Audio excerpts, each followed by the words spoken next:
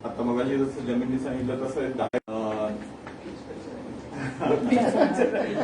बरेच वर्ष करतो त्याच्यामध्ये फक्त करोना सोडला तर नेहमी आहे महिन्याच्या शेवटच्या गुरुवारी असते.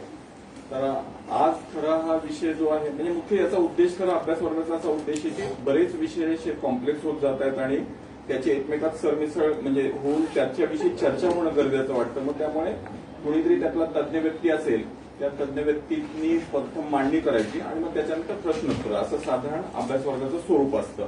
तर त्या पद्धतीने आता आजचा जो विषय आहे तो खरं तर एका अर्थाने करंट विषय आणि ज्वलंत विषय असा आहे. गेले अनेक वर्ष आरक्षणाविषयी चर्चा चालू आहे. त्याच्या बऱ्याच बाबी आता त्यातल्या ज्या न्यायालयीन बाबी असतील त्या बऱ्याच समोर पण आलेल्या आहेत. पण त्याच्या पलीकडे जाऊन आता अस्मितेच्या अंगाने जास्त राजकारण पुढे जाताना दिसतंय आणि त्याचं एकूण इलेक्शनच्या दृष्टीने सुद्धा त्याच्यामध्ये वेगवेगळे अँगल येत आहेत किंवा त्याच्यामध्ये लोक त्यांच्या पद्धतीने त्याच्यामध्ये खतपाणी घालतात, इनपुट घालतात म्हणा. अशा पद्धतीने काही परसेप्शन तयार करण्याचा पण तो प्रयत्न असावा आणि याच्यामध्ये महाराष्ट्राचं जे राजकारण गेल्या वर्ष 2 वर्षामध्ये ज्या पद्धतीने बदललंय गटांमध्ये जे विभागले गेले त्याचाही परिणाम असावा. परंतु या सगळ्या पलीकडे हा पण मुद्दा निश्चितपणे आहे की संधी वाढवण्याच्याकडे फार काही मोठं काही राजकारण किंवा इथलं विकास कामं अशा पद्धतीने जात नाही. पण संधीच्या याच्यामध्ये वाटा मिळवण्याची जी लढाई आहे ती मात्र मोठ्या प्रमाणावर वाढताना दिसते. तर हा एक त्यातला भाग आहे. परंतु आपण या सगळ्याच्या पलीकडे सामाजिक कार्यकर्ते आणि राजकीय अभ्यासक अशा सगळ्याच याच्यातून या गोष्टींकडे थोडासा अभ्यासपूर्ण पद्धतीने बघायला पाहिजे. म्हणून आपण वक्ते त्याच पद्धतीने म्हणून प्रवीण दादांना आपण मुख्य बोलवलं. त्याचं कारणच ते आहे की गेले जवळजवळ 35 वर्ष ते सामाजिक वेगवेगळ्या कामांशी संबंधित आहेत. संभाजी ब्रिगेडच्या स्थापनेमध्ये आहेत, मराठा सेवा संघाच्या स्थापनेमध्ये ते आहेत आणि मधल्या काळामध्ये शेकाप काँग्रेस असा प्रवास त्यांनी केलाय. याच्यामध्ये सगळ्यामध्ये महत्वाची गोष्ट म्हणजे सांस्कृतिक अंगाने पण ही चळवळ पुढे नेता आली पाहिजे असं त्यांचा धारा आणि शिवकालीन जो इतिहास आहे त्याला जात वर्ग किंवा वर्ण याच्या पलीकडे जाऊन काही वेगळ्या अर्थाने पाहता येईल असा त्यांनी निश्चित प्रयत्न मधल्या काळामध्ये केला. आणि हे सगळं पाहता त्याचबरोबर ओबीसी असतील, SC ST या सगळ्यांबरोबर सुसंवादी भूमिका त्यांनी घेत आलेल्या आहेत. त्यामुळे त्यांची मांडणी आपण त्यांना म्हटलं की तुम्ही आलात तर आम्हाला खूप बरं होईल या अर्थाने चर्चा पुढे नेता येईल. आणि आपले दुसरे वक्ते देवकुमार आहेरे ते इतिहासाचे प्राध्यापक आहेत, युनिव्हर्सिटीमध्ये शिकवतात, मॉडर्न आणि SP मध्ये पूर्वी होते आणि त्यांचाही वेगवेगळ्या विषयावरचा अभ्यास आहे.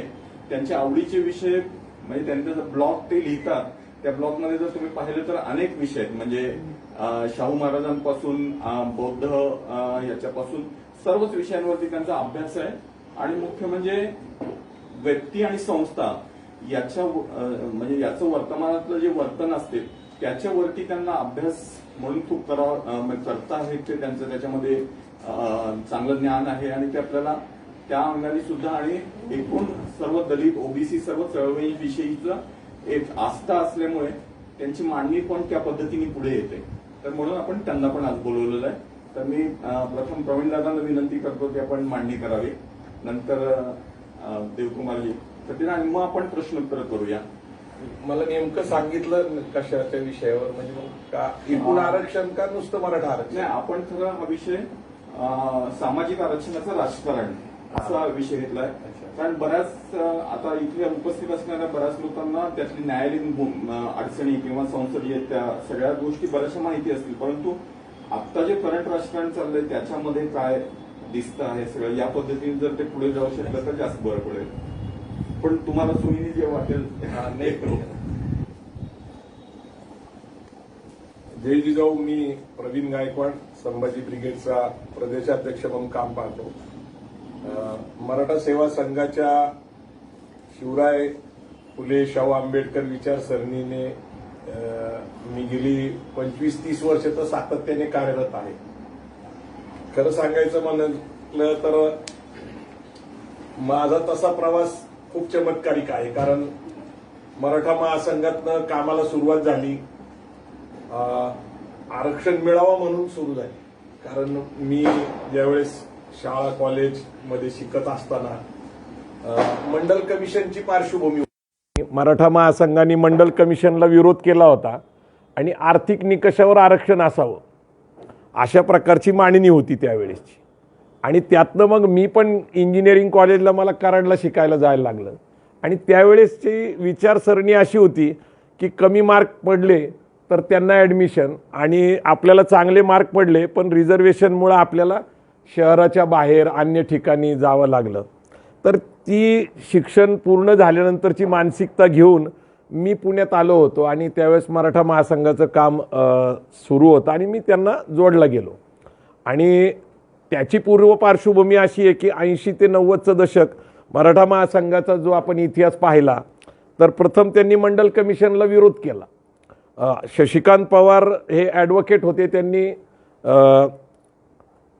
मंडल एक विषाचा प्याला नावाचं पुस्तक लिहिलं आणि आर्थिक निकष तसं सर्व सगळ्यांना वाटतं की बरोबर आहे, न्यायी आहे, म्हणजे असं वाटतं लोकांना, आणि ती पार्श्वभूमी होती. मग त्यावेळेसच्या बातम्या जर तुम्ही बघितल्या तर साधारणपणे आरक्षणाची मर्यादा वाढणार म्हणजे ओबीसी नावाचा एखादा वर्ग येतोय, काही नवी जात्या समावेश होतं, याचं सुद्धा आकलन फारसं नव्हतं. म्हणजे गंमत अशी होती की ज्यांना ओबीसीच्या आरक्षणाचा लाभ मिळणार होता त्या जातींना पण माहीत नव्हतं आपण ओबीसीमध्ये जाणार आहे. आणि एकूण अस्पृश्य जाती ज्या आहेत, दलित समाजातल्या शेड्यूल कास्ट, यांचंच आरक्षण वाढवलं जातं आहे का काय, अशी साधारण त्यावेळेची मागणी होती. आणि त्याची कारणं पण नंतर आपण जर तपासली तर मंडल कमिशनला विरोध होत असताना रिझर्वेशनला विरोध होतोय म्हणजे ते दिलं कोणी? मग डॉक्टर बाबासाहेब आंबेडकरांनी. आणि बाबासाहेब आंबेडकरांनी दिले म्हटल्यानंतर नामांतराला विरोध झाला, मराठवाडा नामांतराला विरोध झाला आणि तो प्रखरपणे मराठा महासंघाने केला, मराठवाड्यामध्ये झाला. आणि त्यानंतर डॉक्टर बाबासाहेब आंबेडकरांचं रिडल्स इन हिंदुइझम पुस्तक जाळलं गेलं अकोल्याच्या अधिवेशनामध्ये. आता ही संपूर्ण पार्श्वभूमी मी या कारणाने सांगतोय की डॉक्टर बाबासाहेब आंबेडकर एवढा मोठा महान व्यक्ती असताना त्यांची विचार किंवा त्यांची जी काम किंवा त्यांचं एकूण जर तुम्ही बघितलं तर ते खालपर्यंत पोचलेलं नाही आहे. म्हणजे तुम्ही जर बघितलं एकीकडं अण्णासाहेब पाटील जे आहेत ते माथाडी कामगार नेते आहेत, म्हणजे तुम्ही त्यांच्याकडं जर बघितलं तर ते माथाडी कामगार नेते आहेत, म्हणजे हमाली करणारे लोक, मग ते गोदी कामगार असतील, डबेवाले असतील, चाकरमान असतील, त्या मिल कामगारांचे, आणि ते त्यांच्यात वावरल्यामुळं त्यांना असं वाटायचं की जातीच्या आधारावर न देता गरिबी हा निकष लावा. म्हणजे तुम्ही दोन्ही बाजू समजून घ्यायचा प्रयत्न करा. मराठा महासंघाचे संस्थापक अध्यक्ष अण्णासाहेब पाटलांना असं का वाटलं आर्थिक निकषाचं, तर ज्या समाजामध्ये ज्या व्यवस्थेमध्ये ते वाढत होते त्यांना ती गरिबी दिसत होती. आणि डॉक्टर बाबासाहेब आंबेडकर म्हणजे ज्या पद्धतीने त्या काळामध्ये त्यांचा अभ्यास, म्हणजे त्यांचं वाचन, एकूण त्यांचा जो अभ्यास बघितला, म्हणजे मला तर त्यांचा धर्माचा अभ्यास, सामाजिक अभ्यास, साहित्यिक अनेक अंगाने बाबासाहेबांचा अभ्यास दिसतो. आणि मग रिझर्वेशन पॉलिसीज ज्या त्यांनी आणल्या त्याच्यामध्ये त्यांना इथली जात व्यवस्था, जातीची उतरण, वर्णव्यवस्था, धर्माने नाकारलेले अधिकार, म्हणजे सप्तबंदी होती, शिक्षणबंदी, संपत्तीबंदी, शस्त्रबंदी, समुद्र उल्लंघन पाप आहे, म्हणजे एकूण बाबासाहेबांचं ज्ञान बघितलं तर त्यांनी ज्या पद्धतीने हे सगळं शेड्यूल कास्ट, शेड्यूल ट्राईबचं आरक्षण आणलं होतं, परंतु ते ज्ञान खालीपर्यंत गेलेलं नाही. मला नम्रपणे सांगायचं आहे की सरकार एखादं धोरण राबवत असेल, एखादा कायदा करत असेल, एखादा न्यायी भूमिका घेत असेल तर तो जनसामान्यांपर्यंत पोहोचवला पाहिजे. म्हणजे एकीकडं आरक्षणाचं नेमकं काय झालेलं आहे मी तुम्हाला सांगतो की गैरसमजच फार पसरले. मी आपल्याला सुरुवातीला सांगितलं की मलाच असं वाटलं की माझ्यावर अन्याय झाला. अन्याय झाला म्हणजे काय, मला चांगले मार्क मिळाले, पण मार्क कमी आणि जास्त हे आरक्षणाचं मूळ कारण नाही. आरक्षण या शब्दाचा अर्थ अनेक लोक आपल्या सोयीनेप्रमाणे घेतात. जागा अडवण्यापासून, म्हणजे आता जसं आपण रिझर्वेशन म्हटलं तर आपल्याला रेल्वेतलं रिझर्वेशन, एसटीतलं रिझर्वेशन, म्हणजे आपल्यासाठी सुरक्षित जागा, आपली एक बुक केलेली जागा, अशा प्रकारापासून तर ते घेतलं जातं. तर पण जनरली जर तुम्ही खरं लोकांचं ज्ञान तपासायचं बघितलं तर त्यांना असं वाटतं की आरक्षणामुळे अन्याय झाला. आणि त्याचं कारण नाही, कारण प्रबोधन नाही आहे, प्रबोधनाच्या चळवळी चालवल्या जात नाही आहे. सरकार हे लोकशाहीचं आहे, सरकार तसं काही धोरणात्मक भूमिका घेऊन नेमकं आरक्षण काय, तर नेमकं आरक्षण काय आहे तर इट इज रिप्रेझेंटेशन, प्रतिनिधित्व.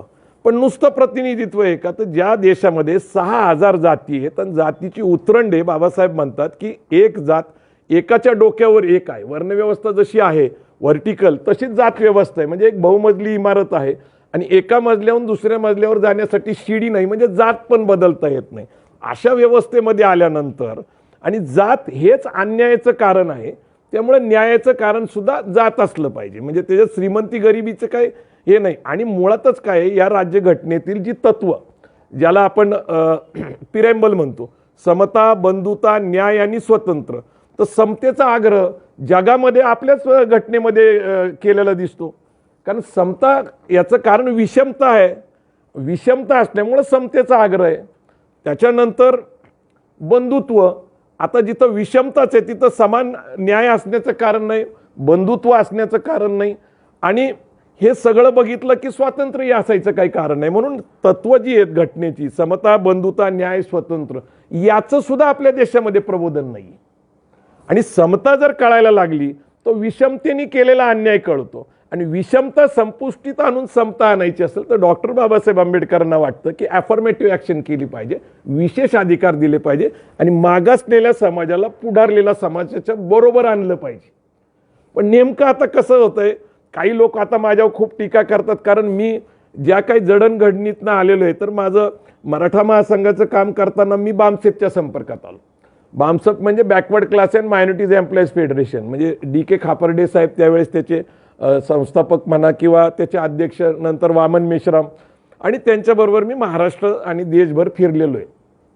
त्यातनं मला खऱ्या अर्थाने शिवराय यांच्याबरोबरच फुले शाहू आंबेडकर विचारसरणी किंवा राज्यघटना, मला त्यांच्यावर अनेक व्याख्यानं देता आली.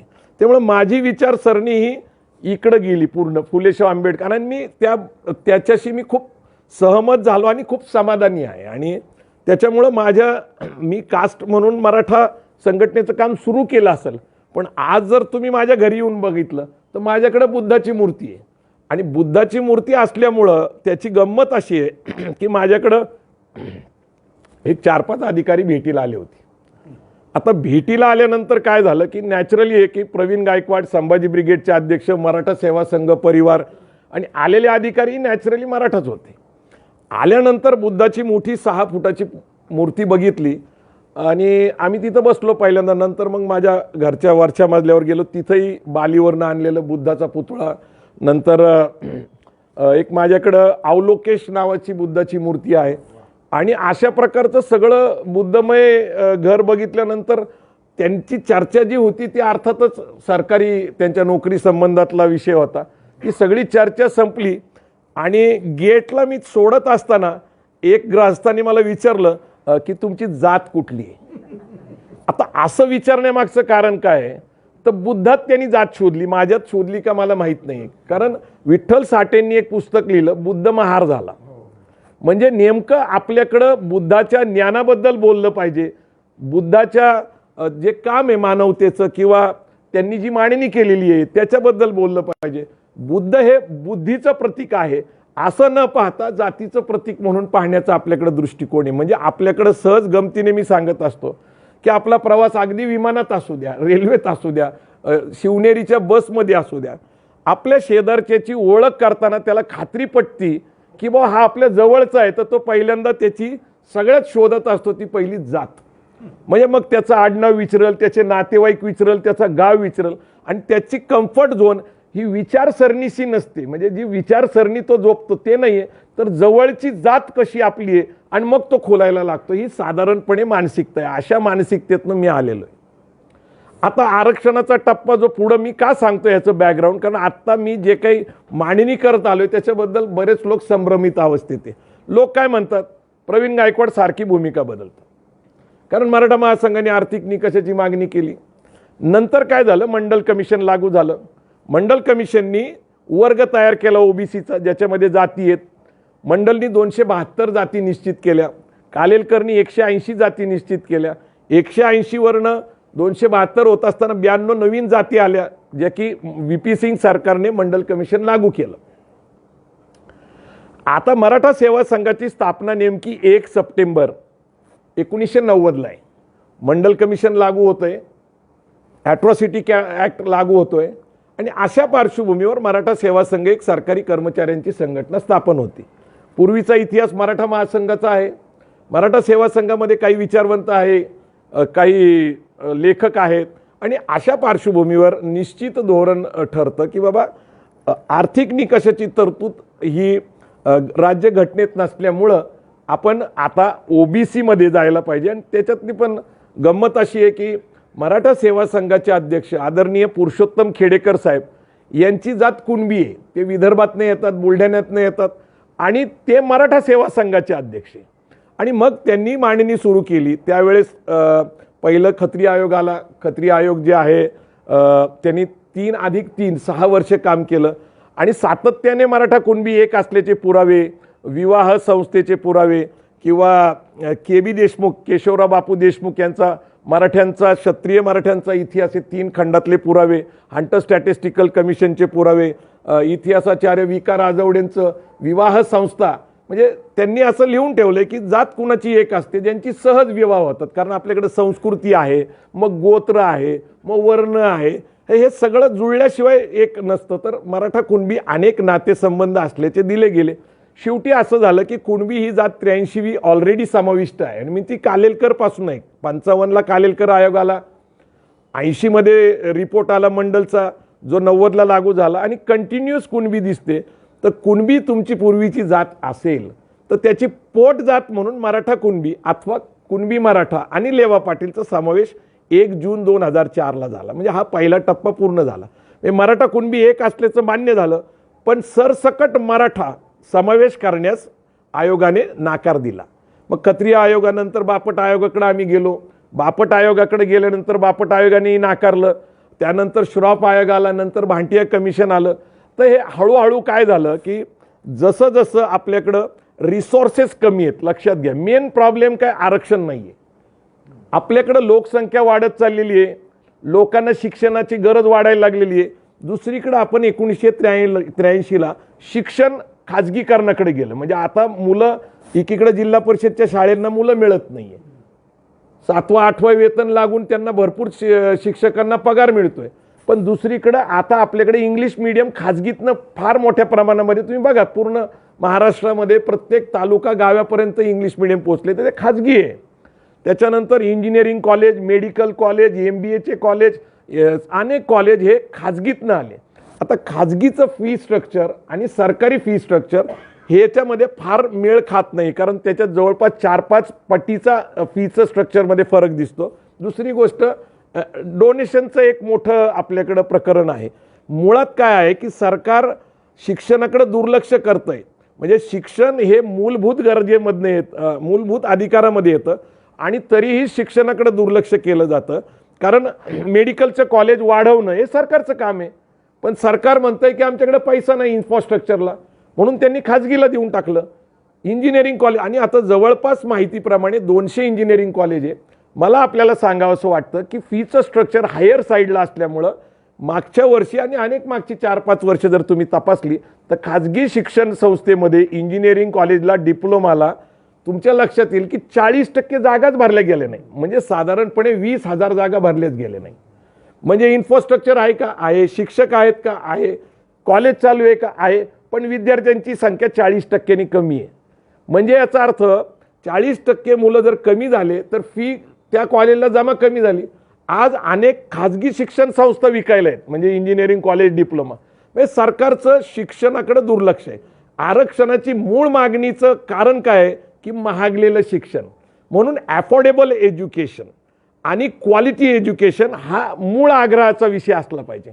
पण हे सगळं शोधण्याचा प्रयत्न कुठं केला जातो तर आरक्षणातनं आपल्याला ते मिळेल या संकल्पनेतनं आरक्षणाची मागणी पुढारलेल्या समाजामध्ये होती. मला गंमतीने सांगावं वाटतं व्यवस्था कशी आहे की परशुरामाने पृथ्वी निक्षत्रिय केली, त्यामुळे क्षत्रिय एकही पृथ्वीवर नाही. वर्णव्यवस्था पूर्वीची होती, ब्राह्मण, क्षत्रिय, वैश्य आणि शूद्र. धर्म असं म्हणतो की परशुरामाने क्षत्रिय मारल्यामुळे ते लोप पावले, वैश्य ब्राह्मण धर्मामध्ये विलीन झाले आणि 2च वर्ण राहिले, एक ब्राह्मण आणि शूद्र.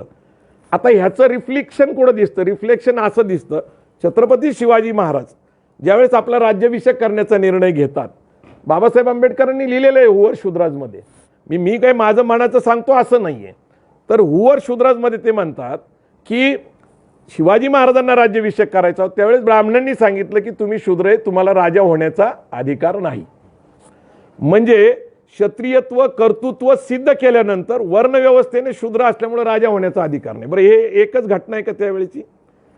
तर तुकाराम महाराजांना शूद्र ठरवलं, त्यांची गाथा बुडवली. आ साळुंके सरांनी सगळं लिहिलंय त्याच्याबद्दल की कशा प्रकारे त्यांच्याबद्दल व्यवहार झाला. त्यांच्या मंबाजी भटांनी आणि रामेश्वर भटांनी खटला दाखल केला. मी त्याच्यात फार डिटेलमध्ये जात नाही, पण आपण म्हणू की या इतिहासातल्या घटना आहे. वर्तमानामध्ये ब्रिटिश काळामध्ये छत्रपती शाहू महाराज कोल्हापूरच्या गादीवर असताना, करवीरच्या गादीवर असताना आपल्या लक्षात येतं की 1899 ते 1901 2 वर्ष हा महाराष्ट्र एका विचाराने चर्चेत होता, तो म्हणजे वेदउक्त प्रकरण का पुराणोक्त. म्हणजे राजा असलेल्या माणसाला म्हणजे मराठा समाजाला वेदाचे अधिकार आहेत का नाहीत. अंतिमतः हेही माहिती की आपल्याला बेनाडीकर सरकारांना घेऊन त्यांनी शास्त्री जुगत गुरुची स्थापना केली शाहू महाराजांनी. हा संघर्ष कुठपर्यंत गेला हे समजलं पाहिजे. शाहू महाराजांना शूद्र ठरवण्यात आलं. हीच बाब महाराजा सयाजीराव गायकवाडांबरोबर झालं, पण महाराजा सयाजीराव गायकवाडांनी पुण्यातल्या ब्राह्मणांना घरी पाठवलं आणि गुजराती ब्राह्मणांना घेऊन त्यांनी वेदउक्त प्रकरण, आता गुजराती ब्राह्मण मग ते व्यावहारिक असतात तुम्हाला माहिती आहे, म्हणजे त्यांना कळलं बाबा पैसे येत आपलं व्यवस्थित चाललं, त्यांनी ते स्वीकारलं. बरं, ते नुसतंच घडलं असं नाही आहे, तर सातारचे प्रतापसिंग महाराज यांना शिक्षण बंदी घातली होती. तर हे सगळे पुरावे घेऊन मी मराठे शूद्र नावाचं पुस्तक लिहिलं. हे सगळं मी घातलं म्हणजे वर्णव्यवस्थेप्रमाणे 2च वर्ण, मग ब्राह्मण आणि शूद्र हा अधिकार वंचित, म्हणजे परत तो सप्तबंदीचा विषय येतो. आणि म्हणून मग आमच्या मांडणीमध्ये मराठे शूद्र आहेत म्हणजे मागासलेले आहेत, आणि मागासलेले असल्यामुळं मागासलेले जे बहुजन समाजातले घटक आहेत जे गावामध्ये स्पृश्य आहेत पण ओबीसीमध्ये आहेत, म्हणून आम्ही अशी मांडणी करत होतो की ओबीसीच आहे मराठा, अदर बॅकवर्ड क्लासच आहे, शूद्रच आहे, पण आज आरक्षणाचा लाभधारक नाही. आणि मग त्याचा टप्पा पहिला पूर्ण झाला.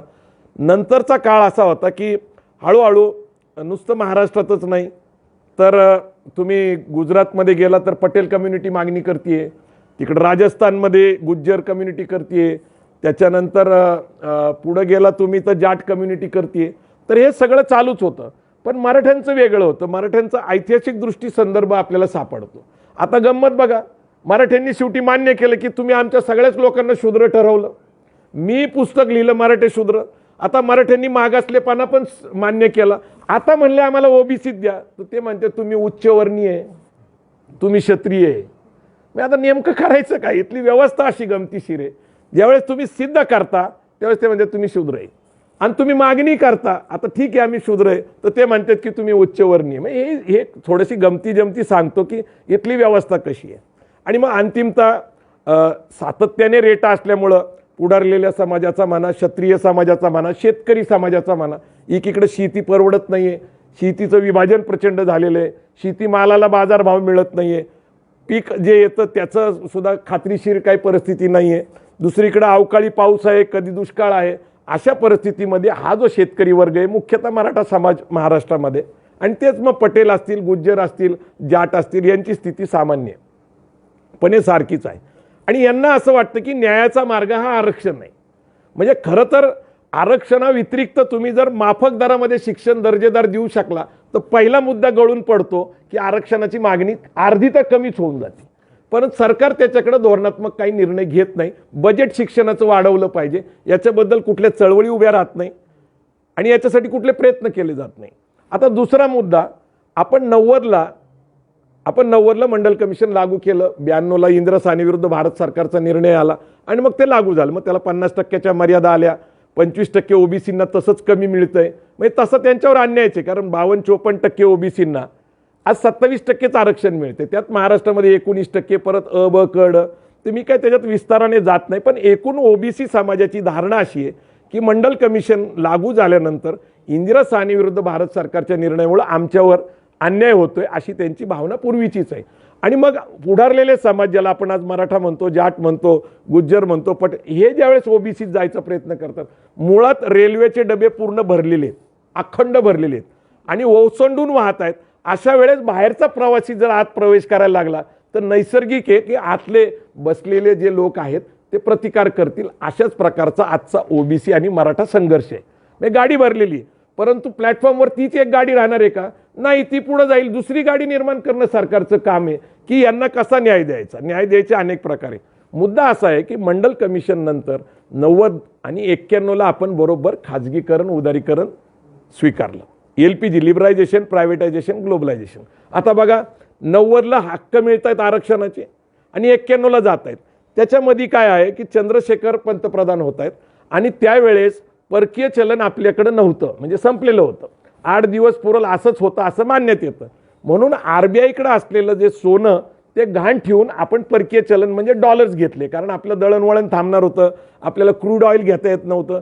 अशी स्थिती आपल्या देशाची होती. अशा वेळेस असं झालं होतं की वाटत होतं की मंडल कमिशन दिलं, ॲट्रॉसिटीचा अधिकार दिला, बाबासाहेबांना भारतरत्न दिलं, म्हणजे जनता दल सत्तेत येईल.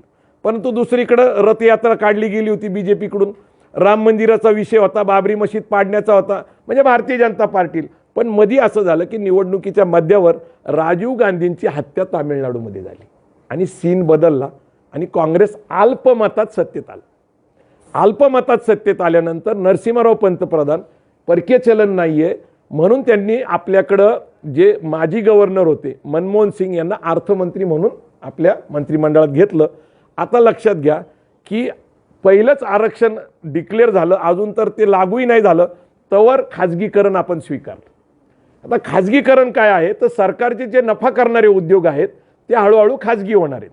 म्हणजे आता जसं आपल्याला दिसतं की सुरुवातीला तर तुम्हाला माहिती हॉटेल्ससुद्धा होते सरकारचे, किंवा काही मिल्स होत्या, काही ॲल्युमिनियम भांडी बनवणारे, कारण सरकारच्या मदतीने गरीब लोकांना ते देण्याचा प्रकार. असे अनेक, म्हणजे आता लगेच समजून घ्यायचं म्हटलं तर आता आपण पोर्ट्स अदानीला दिले किंवा रेल्वे स्टेशन अदानीला दिलं. आता रेल्वे खाजगी होणार आहे, विमानसेवा खाजगी होणार आहे, शिपिंग कॉर्पोरेशन खाजगी होणार आहे, कोल माइन्स खाजगी होणार आहे, राष्ट्रीयकृत बँका खाजगी होणार आहे. आणि ह्याला म्हणजे जागतिक समुदायाचा पण आग्रह आहे आणि त्याला रेटा आहे आणि जागतिक बँकेचा पण आहे. म्हणजे खाजगीकरण होणार म्हणजे काय तर मिनिमम गव्हर्नन्स आपल्याकडे येणार आहे. म्हणजे सरकारकडे नोकऱ्या तयार होणार आहेत का? नाही आहे. एकीकडे आपण खूप कौतुकाने आपल्या लोकांचं बोललं जातं की बाबा एक व्यक्ती आहे, माझे मित्र आहेत, की त्यांनी खूप लोकांना नोकऱ्या दिल्या. पण नोकऱ्या कुठल्या दिल्या तर सरकारच्या 3rd आणि 4th क्लासच्या नोकऱ्या ज्या सरकारने कमी केल्या त्या खाजगीतनं भरल्या गेल्या. म्हणजे आता मी त्याच्यात खूप डिटेल बोलू शकतो, परंतु ते माझे मित्र जवळचे असल्यामुळे तुम्ही फक्त समजून घ्या की त्यांनी 1 लाख लोकांना नोकऱ्या दिल्या अशी चर्चा असते. आता याचा प्रॉब्लेम असा आहे की सरकार खाजगीकरणाकडे जायला लागले, कंत्राटी पद्धतीने शिक्षक भरती करायला लागले, तहसीलदारची भरती सुद्धा खाजगीकरणातनं होणार. मग तुमचं MPSCचं काय मूल्य राहिलं? केंद्र सरकारने तर 80 ब्युरोक्रॅट्स जे खाजगी क्षेत्रात काम करतात त्यांना IAS दर्जाची पदं देऊन आता सामावून घेतलेले. म्हणजे याचा अर्थ आहे की सरकार आता मेरिट्स किंवा गुणवत्ता अशा प्रकारकडे लक्ष देऊन ते सामावून घेणार आहे. म्हणजे परत UPSCच्या परीक्षेचा सुद्धा किती अर्थ राहील. म्हणजे एकूण जर परिस्थिती बघितली तर आरक्षणासाठी फार फायदे नोकरीमध्ये राहिलेली नाही. अशा स्थितीमध्ये ताटातच नाही आणि वाटणीसाठी भांडण असा साधारणपणे मला कल दिसतो. आता काय होतं की एक समाजाचा रेटा आहे, मानसिकदृष्ट्या समाजाला आशा निर्माण झालेली आहेत. अचानकपणे आपण काही स्पष्ट बोललो तर धोका वाटतो लोकांना. पण एक गोष्ट नक्की लक्षात घेतली पाहिजे की केंद्र सरकारच्या विचारधारेशी माझी मतभेद आहे.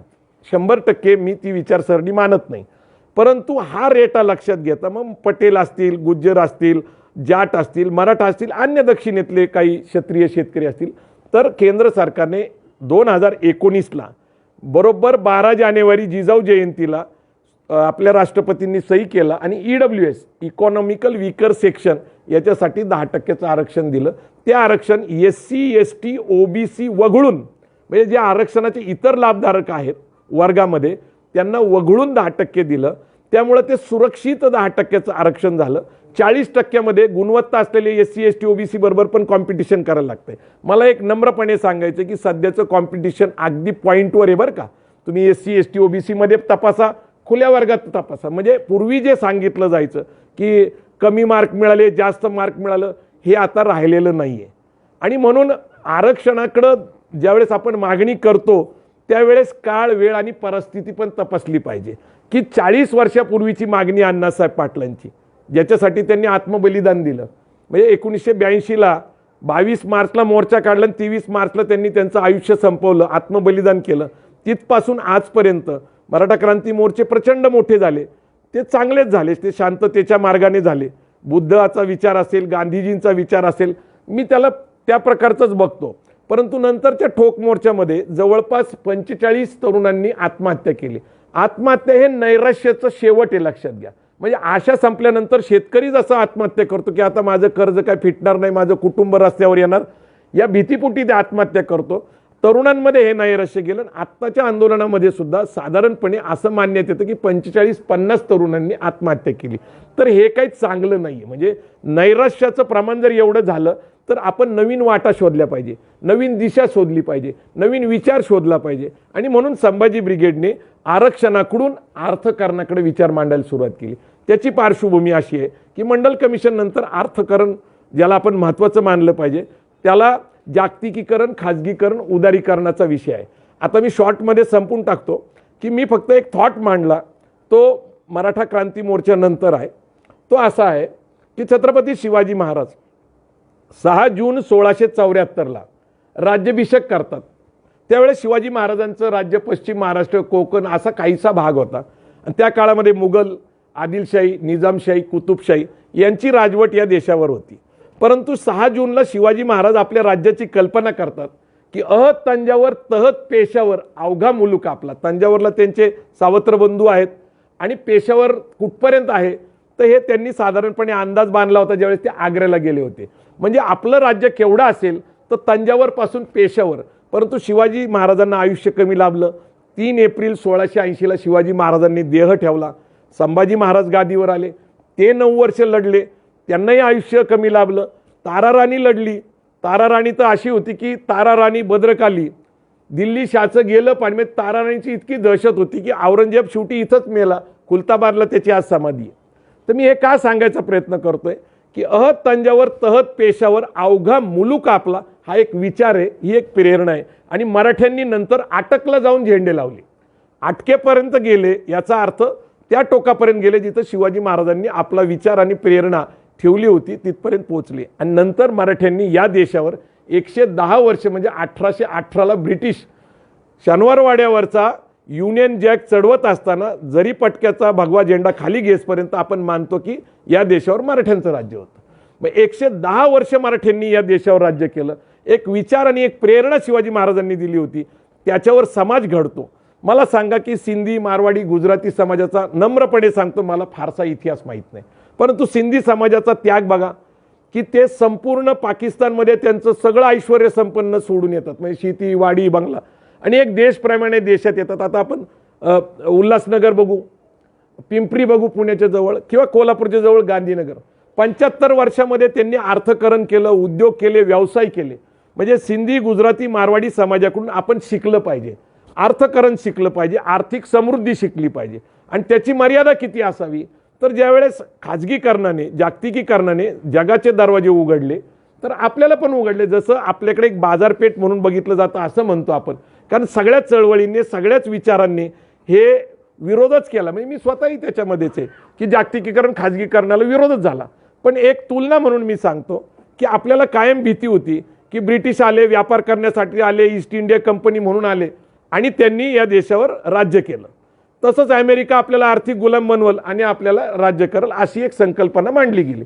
परंतु आज आपण काय बघतोय की ज्या चायनाचा GDP 90 साली भारतापेक्षा कमी होता, आज चायनाचा GDP किती आहे, किती त्यांचं टर्नओव्हर किती आहे तर $21 लाख ट्रिलियन.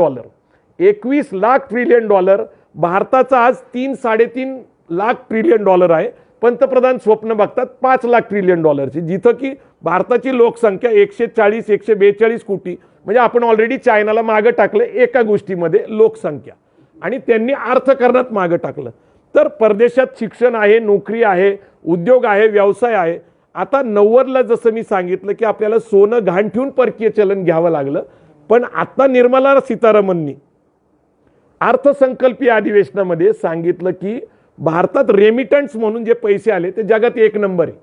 जगात सगळ्यात जास्त पैसे कुठल्या परदेशी देशात गेले तर ते भारतात आले. ते आहे 112.5 बिलियन डॉलर्स, म्हणजे साधारणपणे असं मानण्यात येतं की भारत सरकारच्या बजेटपेक्षा ते जास्त आहे. सांगा कुणाकडे आले, कुठल्या मराठी माणसाच्या घरी आले? मराठा हा शब्द मी महाराष्ट्रात राहणारा मराठी बोलणारा या व्यापक अर्थानेच वापरतो, कारण जनगणमध्ये मराठा शब्द येतो, तो प्रदेशवाचक आहे, त्यामुळे तो प्रदेशवाचकच आहे. आणि मराठा बटालियन आहे, त्याच्यामध्ये सगळे जाती धर्माचे लोक आहे. तर मराठा हा व्यापक शब्द आहे, गौरवशाली शब्द आहे, त्याला इतिहास आहे. मराठा हा समाज जो आहे त्याला मला एवढंच सांगायचं आहे, म्हणजे एकूण मराठा समाजाला, की स्वराज्याची प्रेरणा शिवाजी महाराजांनी दिली. आपण सगळं मुघलशाही आदिलशाही सगळी नेस्ताभूत केली, आपलं राज्य निर्माण केलं. ब्रिटिश आले, ब्रिटिशांच्या विरोधात स्वातंत्र्याची बीजं महाराष्ट्राने पेरली, स्वातंत्र्याचे विचार महाराष्ट्राने पेरले, स्वातंत्र्याची चळवळ महाराष्ट्रात निर्माण झाली. तेही आम्ही यशस्वी झालो, आम्हाला स्वातंत्र्य मिळालं. आम्हाला जी राज्यघटना मिळाली ती महात्मा फुलेंची समता, शाहू महाराजांचं बंधुत्व, बाबासाहेब आंबेडकरांचा न्याय, शिवाजी महाराजांचं स्वराज्य आणि स्वातंत्र्य या पिरेंबलच्या चौकटमध्ये मिळाली. मग प्रश्न असा पडतो की देशाला स्वातंत्र्य मिळाल्यानंतर मराठा माणसाचा आर्थिक कणा का मोडलाय? आणि आरक्षण हा एकमेव मार्ग मला तरी वाटतं नाहीये. आरक्षणाची चळवळ 40 वर्षापूर्वीची काळ वेळ परिस्थितीबरोबर बदललं पाहिजे. मी आपल्याला सुरुवातीला सांगितलं की लोक म्हणतात सारखं मी भूमिका बदलतो, कधी ती आर्थिक निकषाची होती, कधी ओबीसी आरक्षणाची होती, नंतर मी ईडब्ल्यूएसला समर्थन करायला लागलो. काही लोक म्हणतात मी पूर्वी शरद पवारांच्या विरोधात बोलत होतो, आता शरद पवारांचं समर्थन करतो. मला एक निश्चित सांगायचं आहे आपल्या सगळ्यांना, अगदी स्पष्टपणे सांगायचं, change is the rule of nature, it is constant.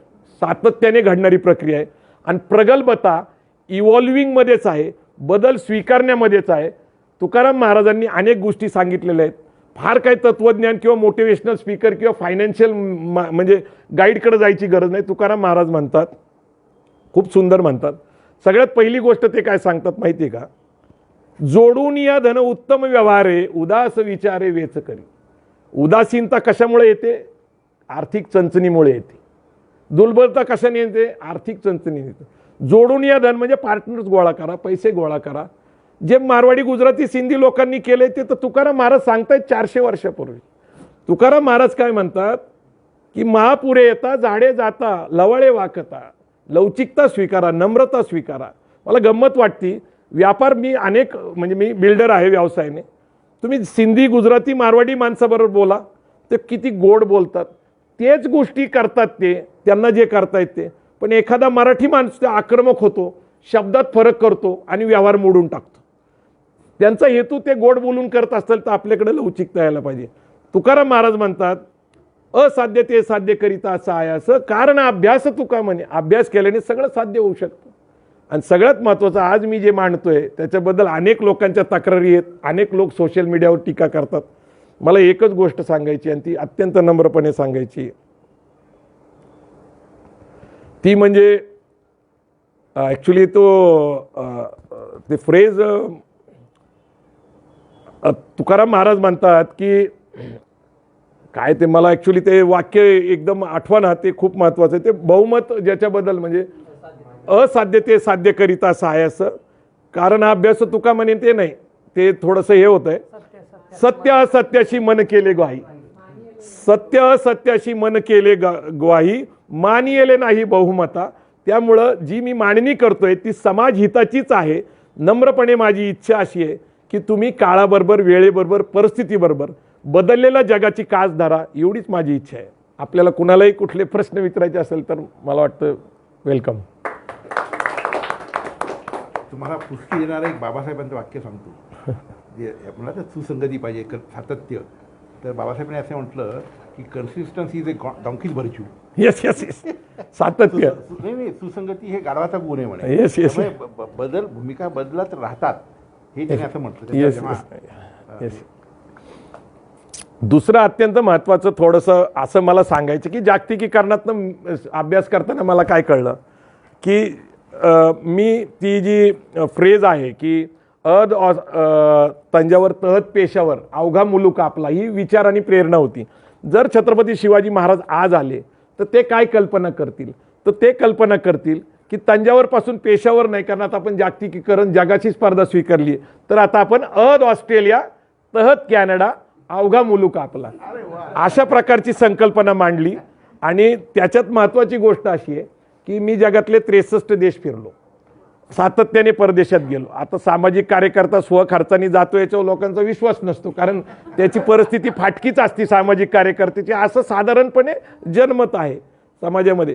तर ऑस्ट्रेलिया असा देश आहे की ज्याच्यामध्ये 4 कोटी लोकसंख्या आहे फक्त, आणि भूप्रदेश भारताच्या 2.5 पट आहे. कॅनडा 2.25 पट मोठा आहे आणि भूप्रदेश 2.25 मोठा असताना 4.5 कोटी लोकसंख्या, आणि सगळेजण मायग्रंट्स आहेत, सगळेजण स्थलांतरित आहेत. हे महत्त्वाचं लक्षात घेतलं पाहिजे. आणि बहुसंख्य लोक हे जाट आणि पंजाबी लोक, हे माझा विश्वास ठेवा, तिथं हिंदीमध्ये तुम्हाला बोलता आलं तर सगळं काम चालतं, सगळं काम चालतं. म्हणजे तुम्हाला असं इंग्रजीच यायला पाहिजे असं नाही आहे. आणि हे बहुतेक लोक युरोपमधले आहेत. माझा अभ्यास असा सांगतो की ईस्ट इंडिया कंपनीच्या स्थापनेनंतर किंवा रेनिसान झालं युरोपमध्ये, त्यावेळेस स्पेनच्या राणीने बोटी दिल्या आणि त्या सगळ्या बोटी वेगवेगळ्या देशाला जाऊन धडकल्या, अमेरिकेला, ऑस्ट्रेलियाला, न्यूझीलंडला. तर आज माझी माहिती अशी आहे की युरोप खंडातल्या छोट्या छोट्या देशांचे स्वतःच्या मालकीचे 56 देश आहेत, स्वतःच्या मालकीचे 56 देश आहे. म्हणजे स्पॅनिश लोकांची चिली मालकीची आहे, अर्जेंटिना जर्मनीची आहे, कॅनडा फ्रेंच लोकांचे, कारण तिथं पहिली लँग्वेज फ्रेंच आहे.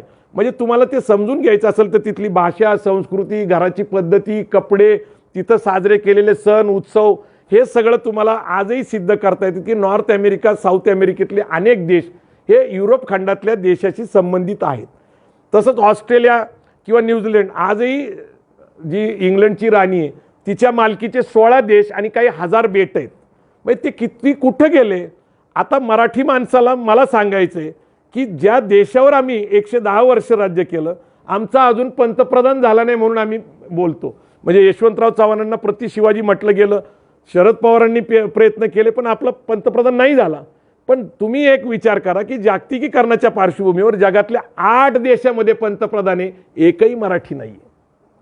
आणि जगातल्या मल्टीनॅशनल कंपनीचे 5 CEO हे भारतीय आहेत, पण एकही मराठी नाही आहे. जाट आणि पंजाबी हे जसं पहिल्यांदा लंडनमध्ये गेले, नंतर ते कॅनडाला गेले, आणि ते जाट पंजाबी मी याच्यासाठी म्हणतो की काही सीख पगडी घालतात, काही घालत नाही. म्हणजे ते मूळचे जाट आहेत आणि ते कन्व्हर्टेड आहे. तर त्यांचं बघितलं, खाली गुजराती तर जगभर व्यापार करतात. तुम्हाला गंमत म्हणून सांगतो की ऑस्ट्रेलिया, कॅनडा हे विकसित देश आहे, पण आफ्रिकन कंट्रीमध्ये माझे एक मित्र आहेत अरुण जगताप, त्यांच्याशी मी सतत संवाद करत असतो. मी त्यांना एकदा विचारलं की तू कुठल्या देशात आहे, ते मला माहिती असल्यामुळे तो तांझानिया म्हटला. आता तांझानियामध्ये म्हटलं मराठी माणसं किती आहेत, तो म्हणला आत्तापर्यंत 8 लोकांची संपर्क आला, तो लॉजिस्टिकमध्ये आहे. तर मी म्हटलं अरे वा छान, आपले लोक आहेत म्हटलं. हा म्हटलं मग इतर कोण आहेत, तर इतर कोण आहेत म्हणल्यानंतर मला म्हणलं थोडा वेळ द्या. तर तो त्याच्या कामाच्या गडबडीमधनं 1 महिन्यानंतर त्यांनी अभ्यासाअंती सांगितलं तिथं एक खूप चांगलं श्रीकृष्णाचं मोठं मंदिर आहे. तिथं मी गेलो, मंदिरात काही चौकशी केल्यानंतर कळलं की तिथं कम्युनिटी हॉल आहे, 2000 लोकांचा, लग्न असेल, कुठला कार्यक्रम असेल. तिथल्या व्यवस्थापकाकडे गेलो, तिथं गेल्यावर कळालं की गुजराती लोक, त्यांची 5वी-6वी पिढी इथं आहे, 50,000 लोक राहतात आणि त्यांच्या ताब्यामध्ये तांझानियाची इकॉनॉमी आहे. बघा, आता गांधीजींबद्दल आम्हाला सगळ्यांना आदर आहे, पण गांधीजी साऊथ आफ्रिकेला वकिली करायला कुणाची गेले होते? सुरुवातीला गुजराती लोक जे व्यापारासाठी तिथं गेले होते त्यांच्यासाठीच गेले होते. म्हणजे गुजराती लोकांचं मायग्रेशन आपल्या देशामध्ये ब्रिटिश आले तेव्हापासून सुरू झालेले. राजस्थानी लोक तर जगभर मला दिसले. खाली तुम्ही दक्षिणेत गेला तर तामिळनाडू, साऊथ ईस्ट एशियामध्ये सिंगापूरमध्ये 12%, मलेशियामध्ये 10%, व्हिएतनाममध्ये, कंबोडियामध्ये.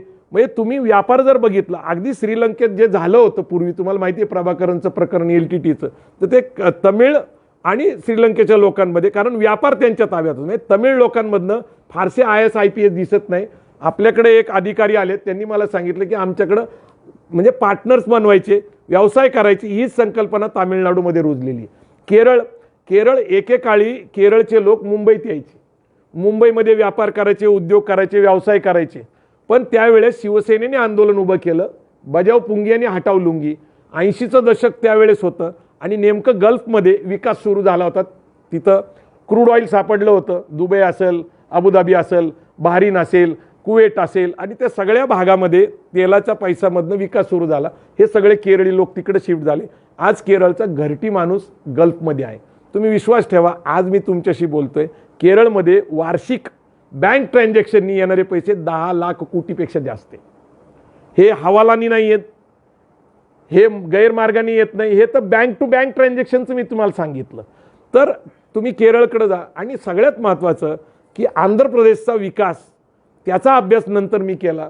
मलाही नंतर लक्षात आलं की नरसिंहरावांनी खाजगीकरण उदारीकरणाचं धोरण स्वीकारलं, चंद्रबाबू नायडूंनी इन्फ्रास्ट्रक्चर तयार केलं, आणि आज तुम्हाला मी सांगतो की जगातला प्रत्येक 5वा माणूस हा आंध्र प्रदेशचा आहे.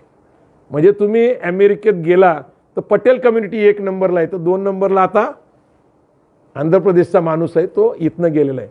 तर जग हे वैश्विक असलं पाहिजे, म्हणजे वैश्विक झालं पाहिजे. आपण आपले विचार आता बदलले पाहिजे. जात, धर्म, भाषा, प्रांत, सीमा, अजूनही आम्ही सीमेचेच संघर्ष करतोय. अरे जग कुठं गेलंय बाबा, लोक कुठं गेलेत. आता तुमचे पंतप्रधान कौतुकाने छाती टोकपणे सांगतात, जी काही 56 इंचाची वगैरे आहे म्हणतात, की चंद्रावर आम्ही गेलो, चंद्रयान गेलं. आता हा अलीकडचा आहे का नाही आपला विकास. मग चंद्राला आपण जवळ करायला चाललोय, नंतर ते मंगळाचं स्वप्न बघतात, कधी सूर्याचंही बघतात. तर हे तुम्ही ज्यावेळेस इतकं वैश्विकाच्या पलीकडे जाऊन बघता, विश्वाचं बघायला लागला, तर लोकांच्या मानसिकतेत बदल झाला पाहिजे. जात, धर्म, भाषा, प्रांत, सीमा गळून पडून आपण सगळेजण एकदा वैश्विक व्हावं असं मला वाटतं.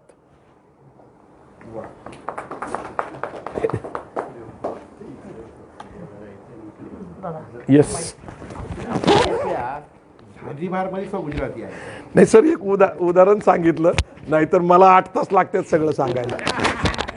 काय झालं, फिरल्यानंतर खूप म्हणजे वेगळे अनुभव आले.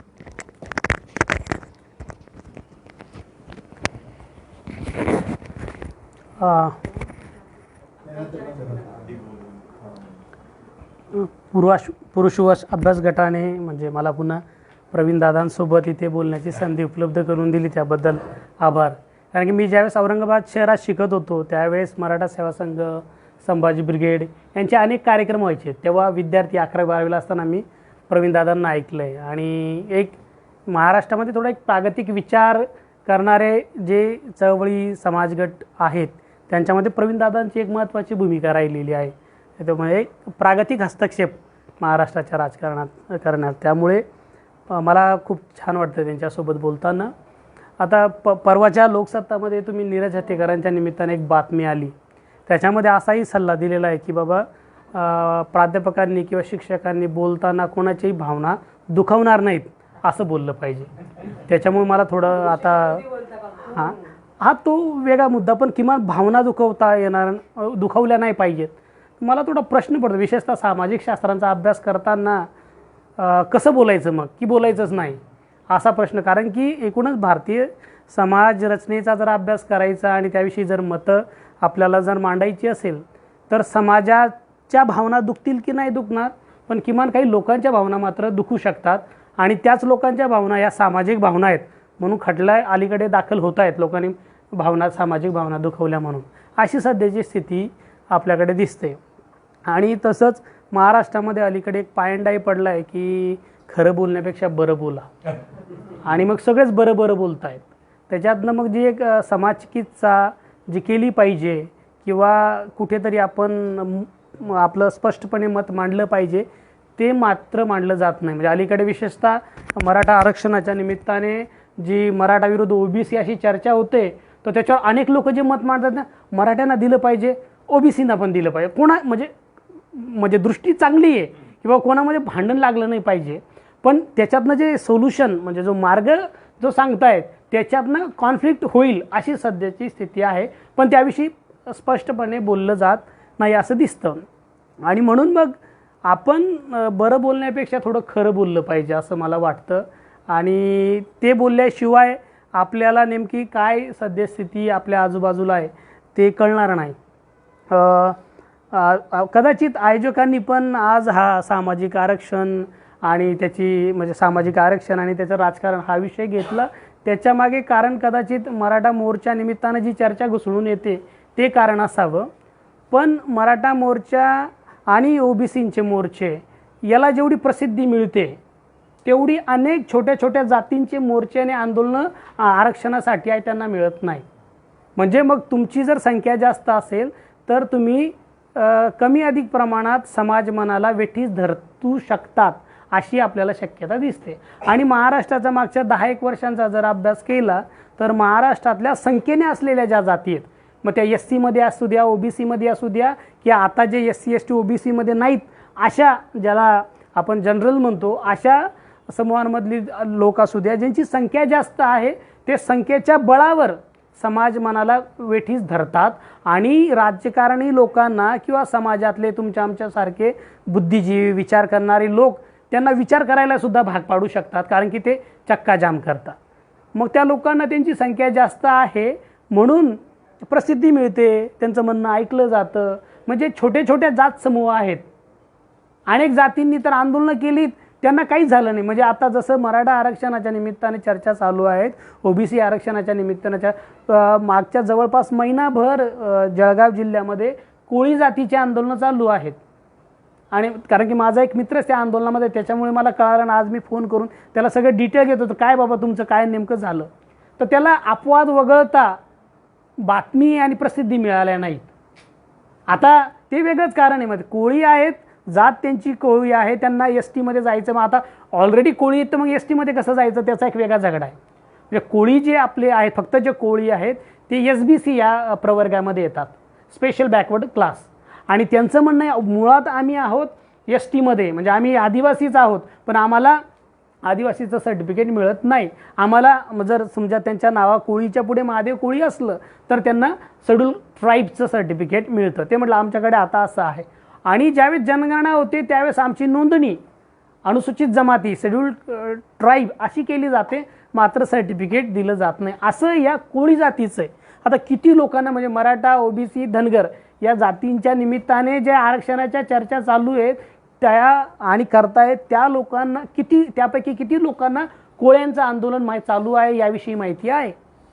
मागच्या जवळपास 10 वर्षापासून महाराष्ट्रामध्ये वडार समाजातल्या लोकांची मागणी आहे की आम्हाला शेड्यूल कास्टमध्ये समाविष्ट केलं पाहिजे. आणि त्याच्यासाठी त्यांनी बरेच अभ्यासही केलेले आहेत आणि चळवळी केल्यात, आंदोलनं केलीत, पण त्याविषयी सुद्धा म्हणावी तशी चर्चा आपल्याकडे झालेली दिसत नाही. याचं सांगण्याचं कारण मला आहे की ज्या जातींची संख्या जास्त आहे त्या जाती निर्णयावर, समाजावर, शासनावर प्रभाव टाकतात. ज्या जातींची संख्या नाही आहे त्या जाती टाकू शकत नाही. आणि म्हणून बऱ्याच वेळेस आपल्या चर्चा विश्वातनं त्या जातींची आंदोलनं, त्या जातींच्या मागण्या, त्या जातींची समाजस्थिती सुद्धा दुर्लक्षली जाते.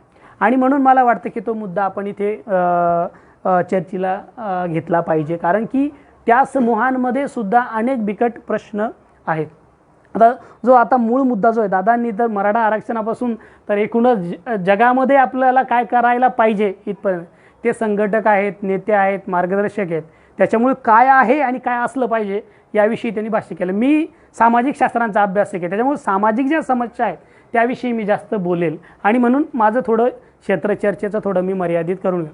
आता आरक्षणाविषयीची आपली चर्चा बघितली तर आरक्षणाविषयीच्या जवळपास ज्या चर्चा आहेत त्या खूप, दादांनी बरोबर तो मुद्दा उपस्थित केला की गैरसमज खूप आहे.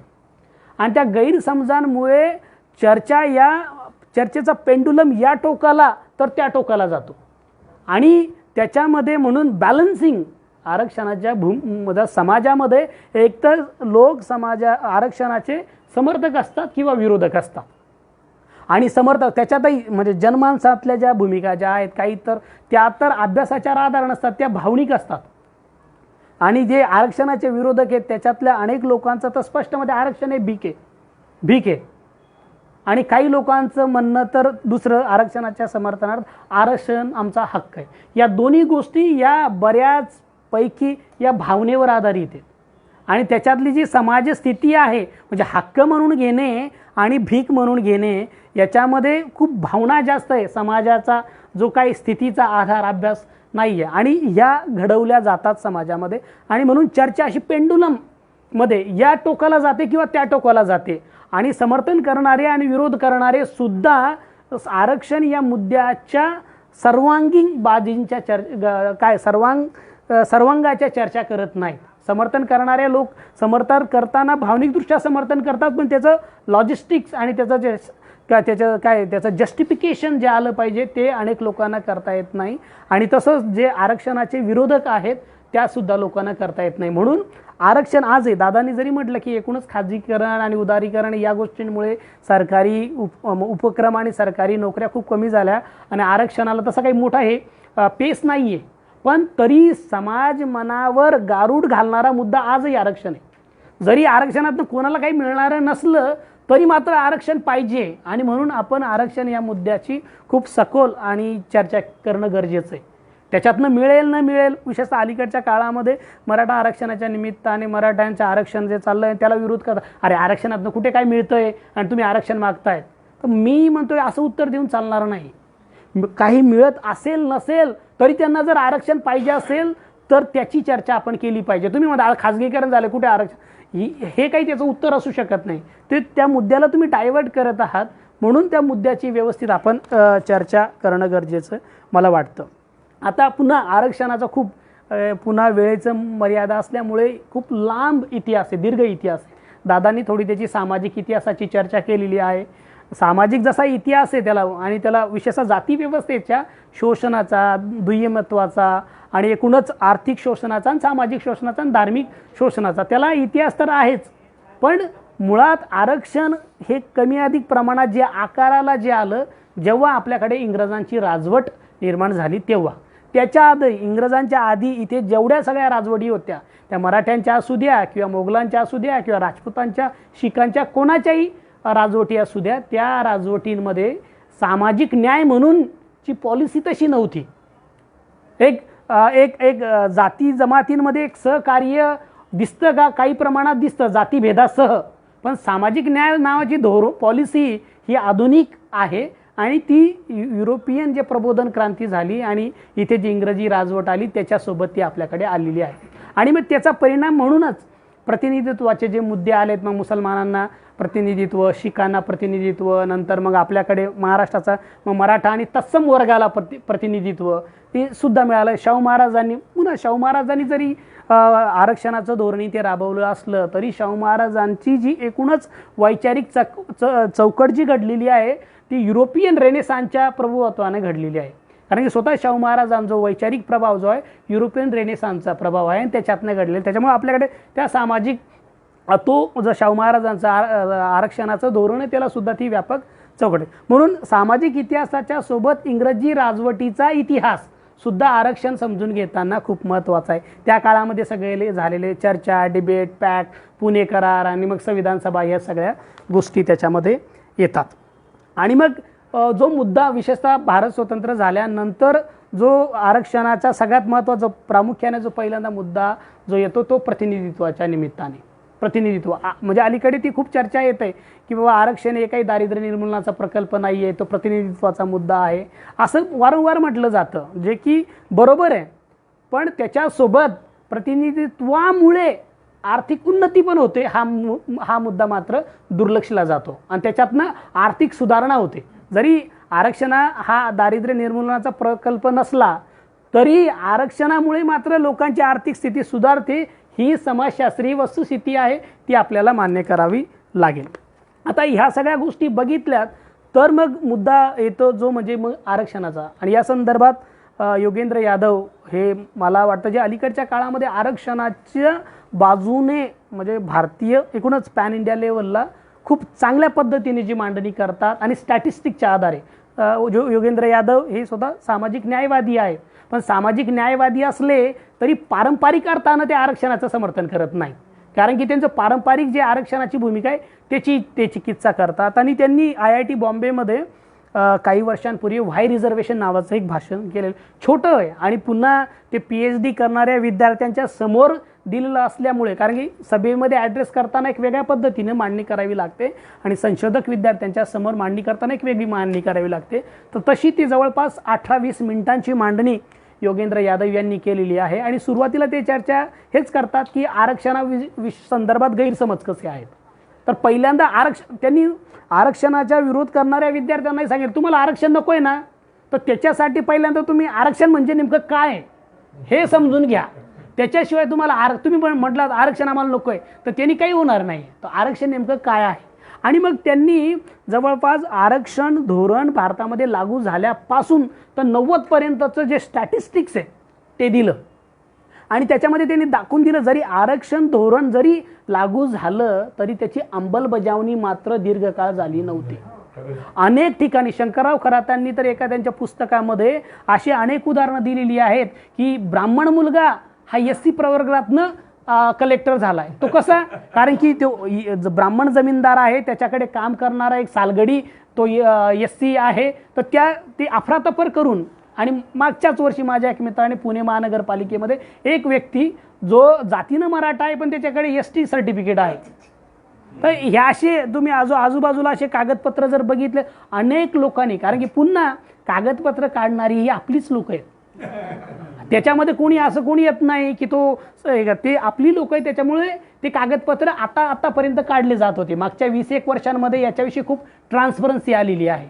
आता मात्र तसे कागदपत्र काढणं सोपं नाही आहे, कारण की कास्ट व्हॅलिडिटी आणि हे ते असे अनेक मुद्दे आले, त्याच्यामुळे टिकत नाहीत.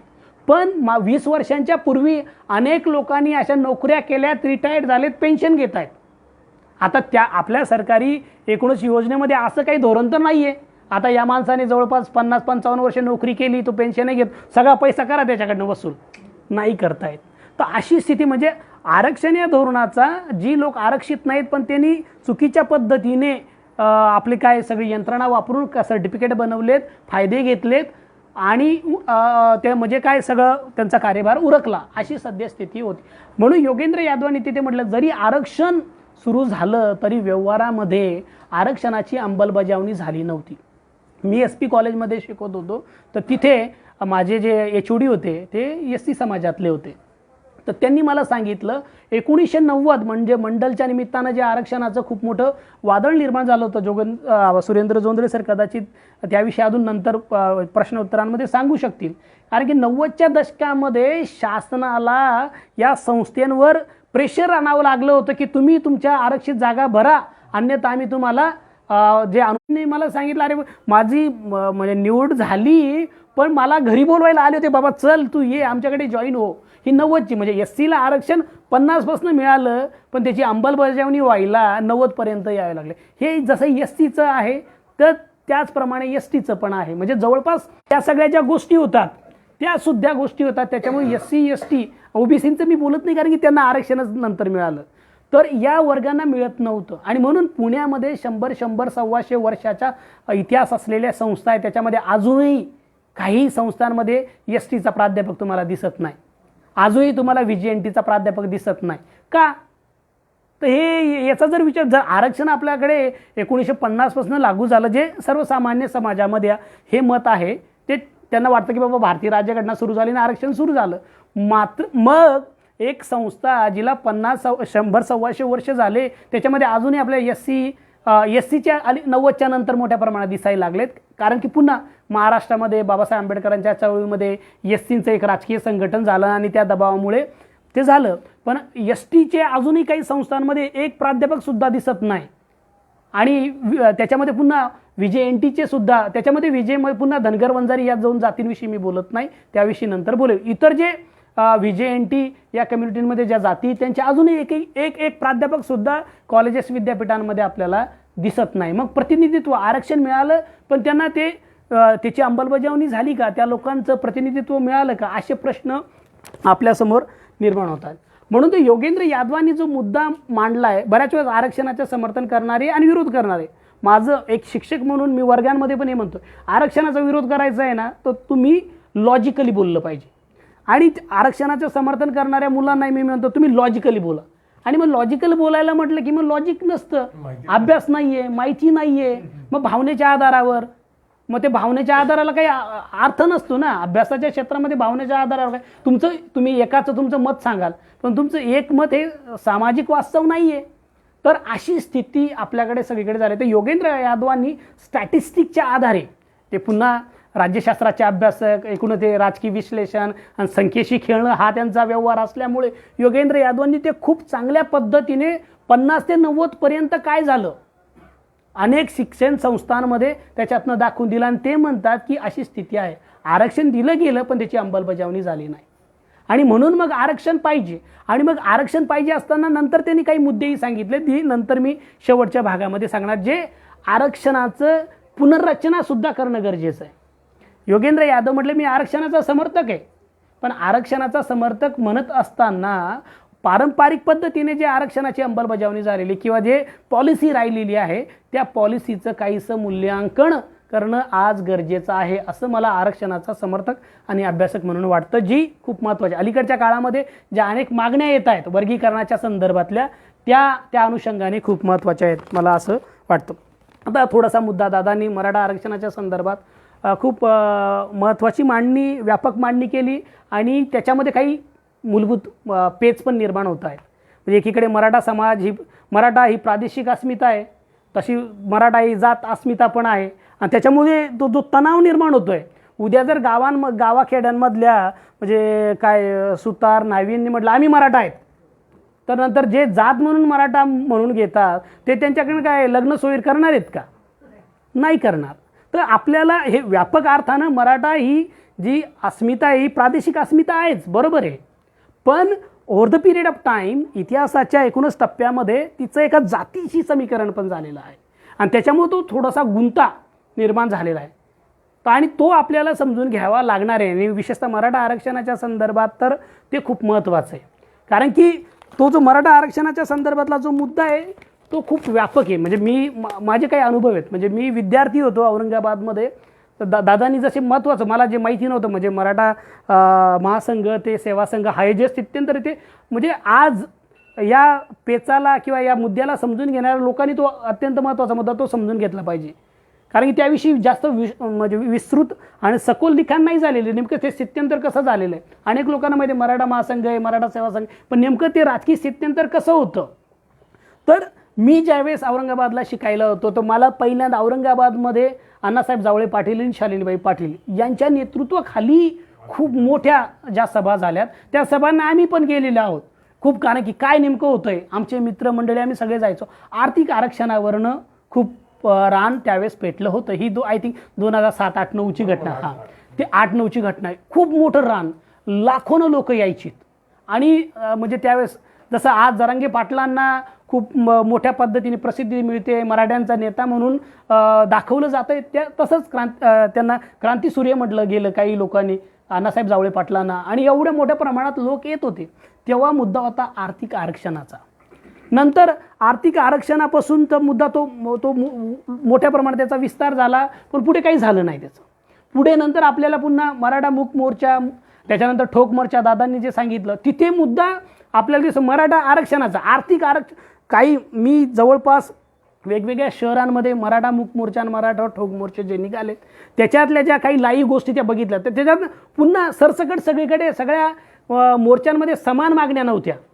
रिजन पेसिफिक पण वेगळ्या, म्हणजे कोकणातल्या लोकांची वेगळीच मागणी आहे, विदर्भातल्या लोकांची वेगळीच मागणी आहे, मराठवाड्यातल्या लोकांच्या ज्या अनेक मागण्या होत्या त्या मागण्यांमधले जे मुद्दे बघितलेत तर काही रिजनमध्ये वेगळी मागणी आहे, काही रिजनमध्ये वेगळी मध्ये. विषयाचा 2-3 मुद्दे मी सांगेन. एक, MSP मिळालं पाहिजे. MSPचा मुद्दा जो नंतर शेतकरी आंदोलनाने घेतला तो मराठा आंदोलनामध्ये, मराठा मोर्चामध्ये होता. दुसरा ॲट्रॉसिटी विषयीचा पण होता. आणि एक तिसरा जो मला मुद्दा तो ओबीसी प्रवर्गातनं काही ओबीसी जातींना वगळलं पाहिजे असा पण मुद्दा होता. आता हे 3 मुद्दे आहेत, तर तिन्ही मुद्दे अत्यंत महत्त्वाचे आहेत आणि हे सरसकट असं म्हणू शकत नाही की कोकणामध्ये जशा मागण्या होत्या तशा विदर्भात होत्या किंवा तशा मराठवाड्यात तशा पश्चिम महाराष्ट्रात होत्यात. पुन्हा एक काय झालेलं आहे, महाराष्ट्रामध्ये मराठ्यांविषयी भाष्य करताना खूप सारं सरसकटीकरण केलं जातं आहे. मराठा या जातीमध्ये खूप सारे स्तर आहेत आणि ते मराठा आंदोलनाचं समर्थन करणारे आणि विरोध करणारे हे सुद्धा ते पुसून टाकतात आणि त्याच्यामुळे मराठा समाजाच्या अंतर्गतली जी गुंतागुंत आहे ती आपल्याला याच्यातनं समजून घेता येत नाही. आणि म्हणून त्या मराठा मूक मोर्चा आणि क्रांती मोर्चा ठोक मोर्चांमध्ये ज्या मागण्या होत्या त्या मागण्यांचं जर समाजशास्त्रीय विश्लेषण आपण जर केलं तर मग आपल्याला त्याच्यातनं काही मिळू शकतं. तिथे मात्र सरसकट सगळ्यांना OBC मध्ये टाका ही तेव्हा मागणी आपल्याला दिसत. काही ठिकाणी ही मागणी आली होती. जरांगे पाटलांच्या नेतृत्वाखाली हे जे आंदोलन उभं राहिलं याच्यामध्ये पहिल्यांदा सरसकट OBC मध्ये आम्हाला समाविष्ट करा अशी मोठ्या पातळीवर मागणी झालेली. त्याच्या आधी काही ठिकाणी या मागण्या झालेल्या आहेत, पण मोठ्या पातळीवर. तर हे म्हणजे जवळपास 15-20 वर्षांमध्ये जावळे पाटलांपासून तर जरंगे पाटलांपर्यंत जे मोठे मराठ्यांचे जे आंदोलनं जे झालेत त्याच्यामध्ये आर्थिक निकषावर आरक्षण मिळालं पाहिजे तिथपासून तर सरसकट ओबीसीमध्ये सरसकट सगळ्या मराठ्यांना घाला, ह्या ज्या मागण्या आहेत, ही जी प्रक्रिया आहे ती आपण व्यवस्थित समजून घेतली पाहिजे. असं काय झालं आता हे मराठा आरक्षण मागणारे लोक जे लोक आहेत ते आरक्षणाची मागणी बरोबर आहे का चुकीची आहे, व्यक्तिगत काही वेगळं मत असू शकतं, पण त्या लोकांनी सुद्धा या सगळ्या गोष्टींचा खूप बारीकीने अभ्यास केलेला दिसतो. असं उठसूट काही म्हणत नाहीत. ज्यावेळेस जरांगे पाटलांनी आरक्षणाचा खूप बारकाईने अभ्यास केलेला आहे. त्यांना माहिती आहे की ही मागणी केली तर ही मागणी टिकू शकते. आर्थिक आरक्षणावरच्या मागणीच्या संदर्भात दादांनी जसं म्हटलंय की जे नंतर कळालं की अरे हे टिकणारच नाही, तर तसं तो मुद्दा हळूहळू तिकडे आपल्याला शिफ्ट झालेला दिसतो. आता आणि याची अनेक वेगवेगळी कारणंसुद्धा आहेत. म्हणजे कारणं बघितलं तर जो दादांनी मुद्दा मांडला तो म्हणजे राजकीय अर्थशास्त्रामध्ये याची काही कारणं आहेत. म्हणजे एकूणच आपल्या समाजाचं जे स्थित्यंतर होतं agrarian society to industrial society and post industrial society असं भारतीय समाजाचा हळूहळू स्थित्यंतर होतं आहे. आणि जेव्हा एकीकाळे ज्याच्याकडे जमीन जास्त त्याला काय मान सन्मान रुबाब असायचा गावामध्ये, आता तो राहिलेला नाही आहे. आता ज्याला एखादा म्हणजे गावातला प्रतिष्ठित व्यक्ती कोण आहे तर ज्याला जमीन जास्त तो व्यक्ती नाही आहे. आता ज्याला नोकरी आहे आता ते पण थोडं कमी होतं आहे. म्हणजे अलीकडच्या काही दिवसांत आता ज्याचा व्यवसाय हे स्थित्यंतर झालेलं आहे. आणि म्हणून जमिनी मराठ्यांकडे खूप आहेत म्हणून त्यांना आरक्षण देऊ नका अशी जी मागणी येते ना ते थोडं आपण विचार करणं गरजेचं आहे. आणि त्याही गोष्टीचं थोडी व्यवस्थित माहिती जमिनींच्या संदर्भातली भूमिकेचं थोडं आपण व्यवस्थित विचार करणं. तर एकूणच ॲग्रेरियन क्रायसिस जो आहे म्हणजे शेतीमध्ये संकट तर आहेच आहे, पण समाजाचं जे स्थित्यंतर होतं आहे म्हणजे ते शेतीचं संकट हे नुसतं पुन्हा शेतीचं संकट नाही आहे, ते शेतीचं संकट हे संस्कृतीचं पण संकट आहे. शेतीचं संकट हे नाती म्हणजे रिलेशनशिपचं पण संकट आहे. आणि एकूणच शेती संकट हे सामाजिक संकट आहे. आणि प्रामुख्यानं जो शेतीशी संबंधित असलेला महाराष्ट्रामध्ये बऱ्यापैकी कुणबी मराठा समाज आहे आणि इतरही थोडासा आहे, तो सगळा समाज पूर्ण भारतामध्ये शेतीशी संबंधित असलेल्या समूहांना शेतीमध्ये सुरक्षितता वाटत नाही आणि आरक्षणामध्ये ते सुरक्षितता शोधतायत. हे एक आपल्याला कारण दिसतं.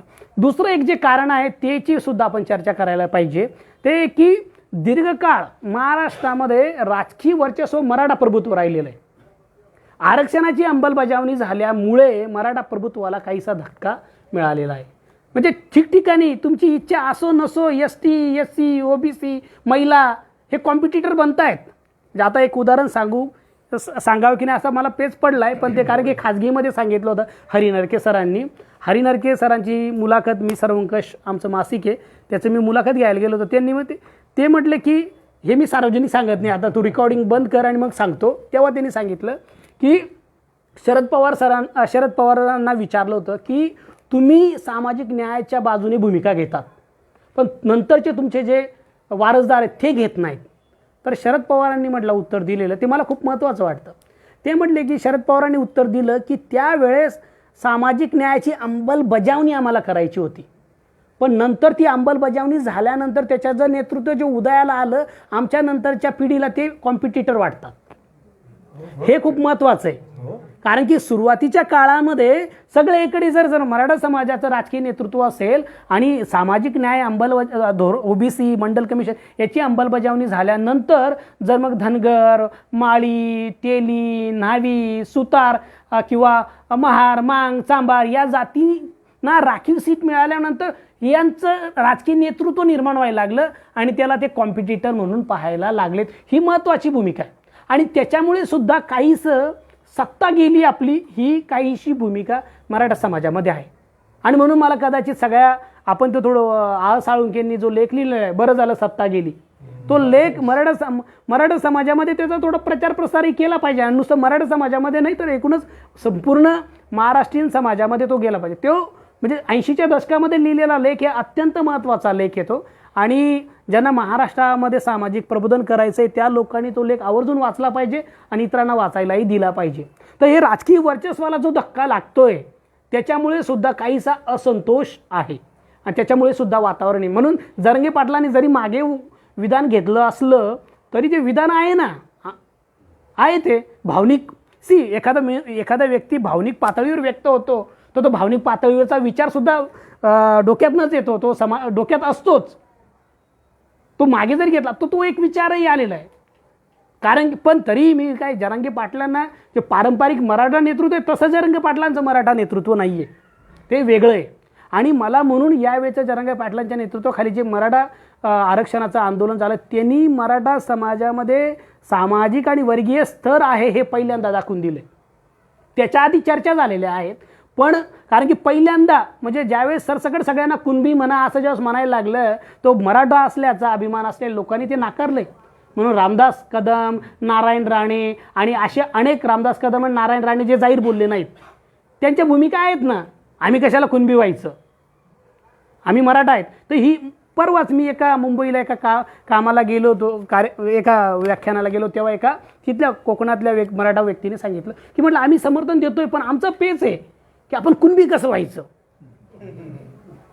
आता जरी आपण म्हणतो मराठा कुणबी मराठा आहे, तरी मराठा समाजाच्या अंतर्गत सामाजिक व्यवहाराचा जर आपण अभ्यास केला असला किंवा आपल्याला असलंय तर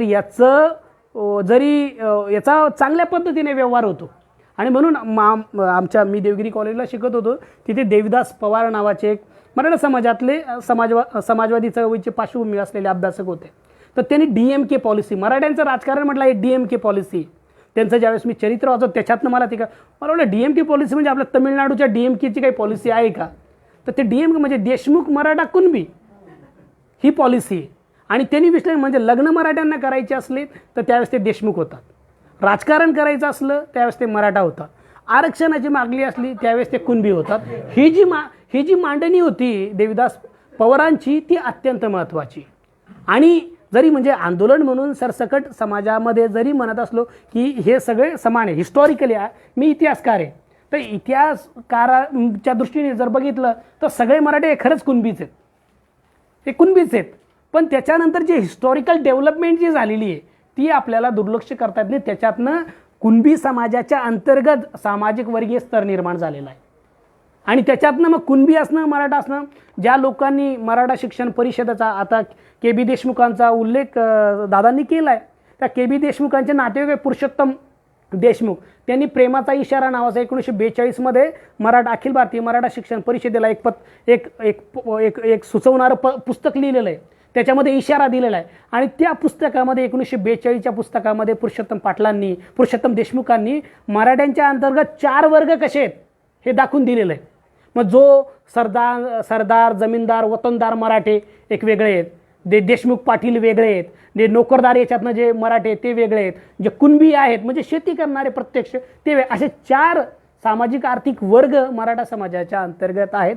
हे मराठा आरक्षणाला विरोध करणाऱ्या आणि मराठा आरक्षणाला समर्थन करणाऱ्या लोकांनी समजून घेतले पाहिजे.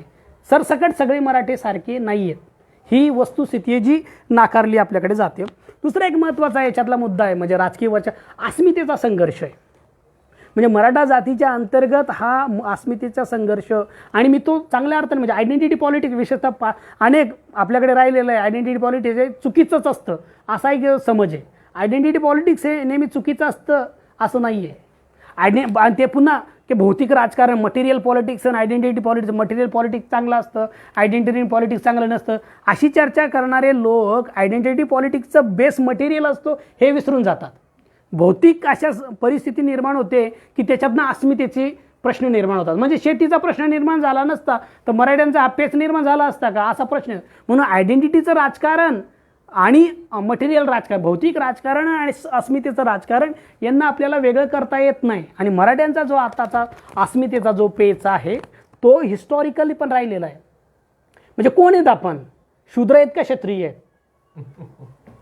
आणि हा मोठा पेच आहे.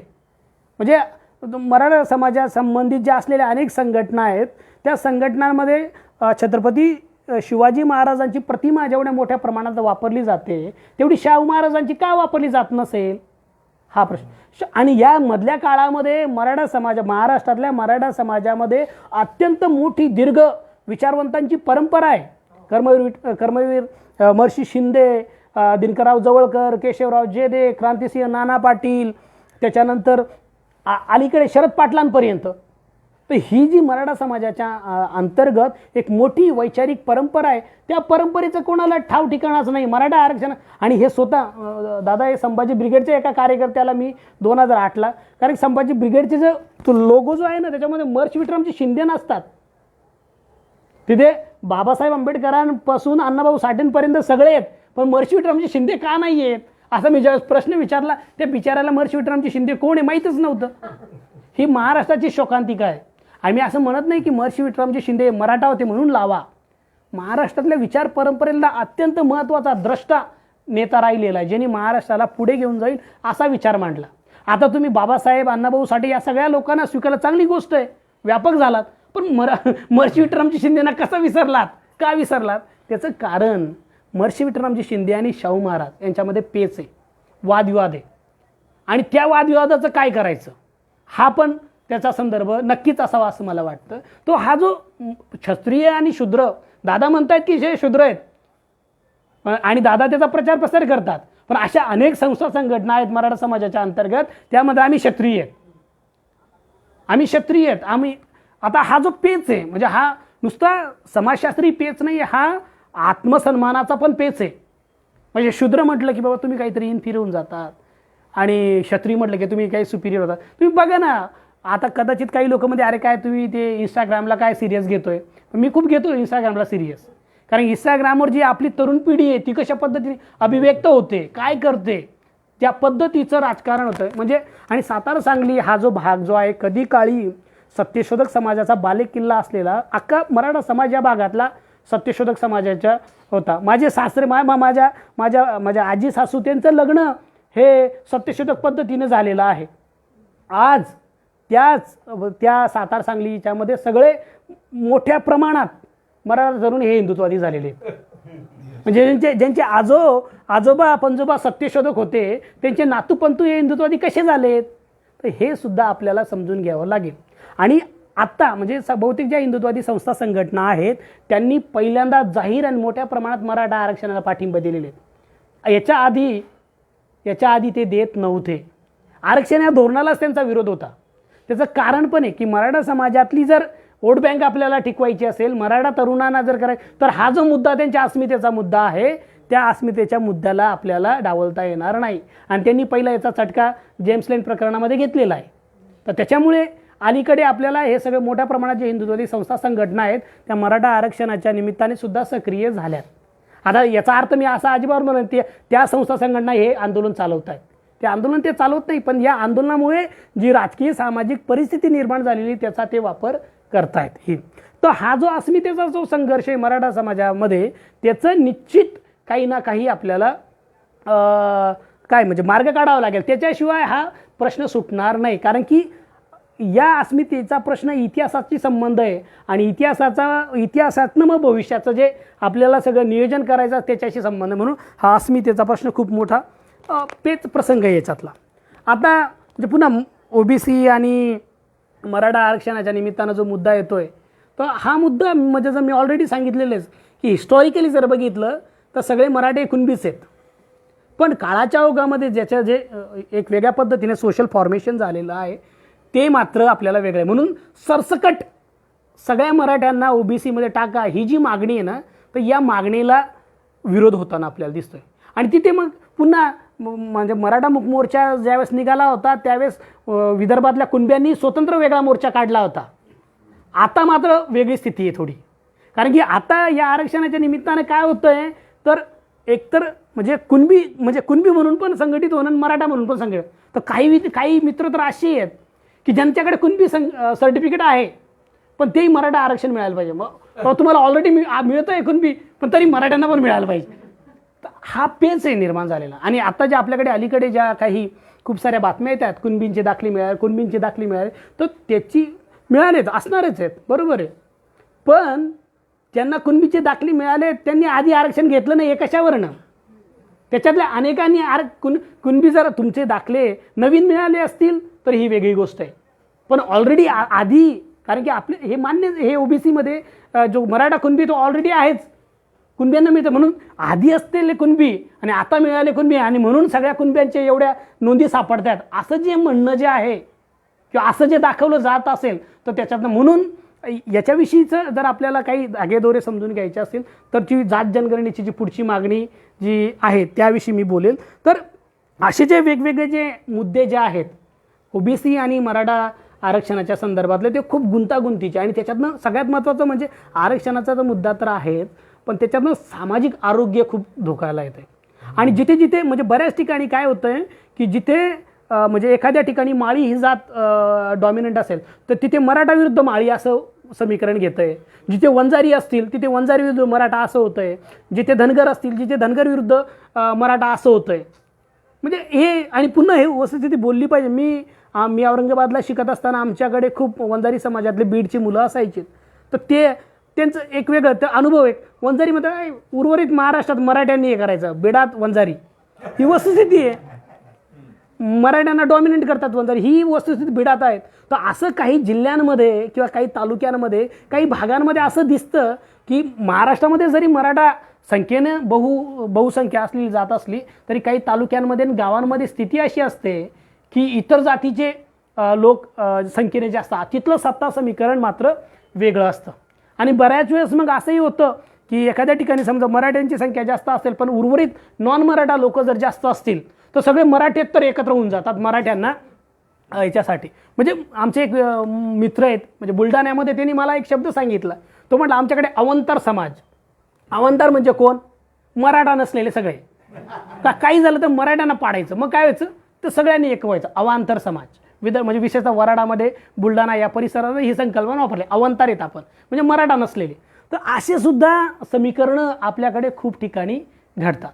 म्हणून ओबीसी आणि मराठा हा जो पेच निर्माण होतोय तर त्या पेचाला आपण खूप व्यवस्थित पद्धतीने समजून घेतलं पाहिजे. आणि त्याचं कारण अलीकडे या सगळ्या मराठा आरक्षणाच्या मध्ये काम करणाऱ्या काही लोकांचे निरीक्षणाचे त्याच्यातल्या अनेक लोकांनी म्हटलेलं आहे की मुळात आम्ही ओबीसीच आहेत. मराठा लोकांचं म्हणा मुळात आम्ही ओबीसी आहोत तुम्ही कोण आम्हाला देणार आहे. आणि त्याच्यातला एक महत्त्वाचा इंटरेस्टिंग मुद्दा जो मराठा मुक मोर्चाच्या निमित्त मांडला आला होता तो ओबीसीमध्ये ओबीसी प्रवर्गाचं मूल्यांकन केलं पाहिजे. कारण की मराठा समाजाच्या अंतर्गत असे अनेक लोकांचं मत आहे की ग्रामीण पातळीवर काही असे समाज आहेत जे ओबीसीमध्ये येतात पण ते मराठ्यांचे समकक्ष आहेत. म्हणजे कुणब्याची स्थिती मराठ्याची स्थिती आणि धनगराची स्थिती काही गावांमध्ये वेगळीच नाही आहे. माळ्यांची स्थिती आणि मराठ्यांची स्थिती वेगळीच नाही आहे पण मग त्यांना ओबीसी मिळून जातं आम्हाला मिळत नाही. हे सरसकट महाराष्ट्रातलं जरी चित्र नसलं तरी काही गावांमधलं काही तालुक्यांमधलं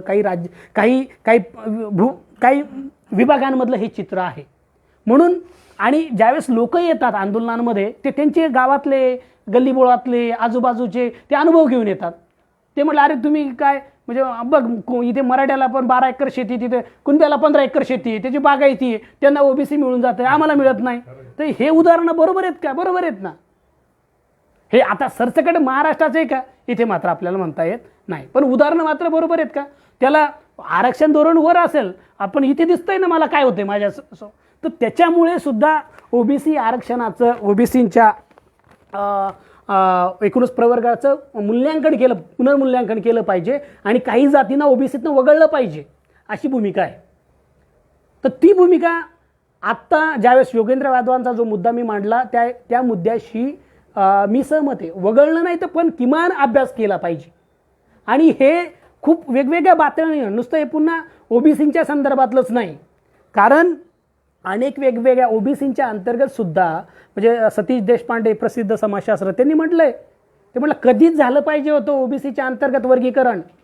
ओबीसी ही कॅटेगरी अशी प्रॉब्लेमॅटिक आहे आणि त्याच्यामुळे आता जे देशातलं राजकारण जे चाललंय म्हणजे कधी काळी असं म्हटलं जात होतं ओबीसी सामाजिक न्यायवादी आहेत. हे सरसकट कुठलाही समाज सामाजिक न्यायवादी असू शकत नाही.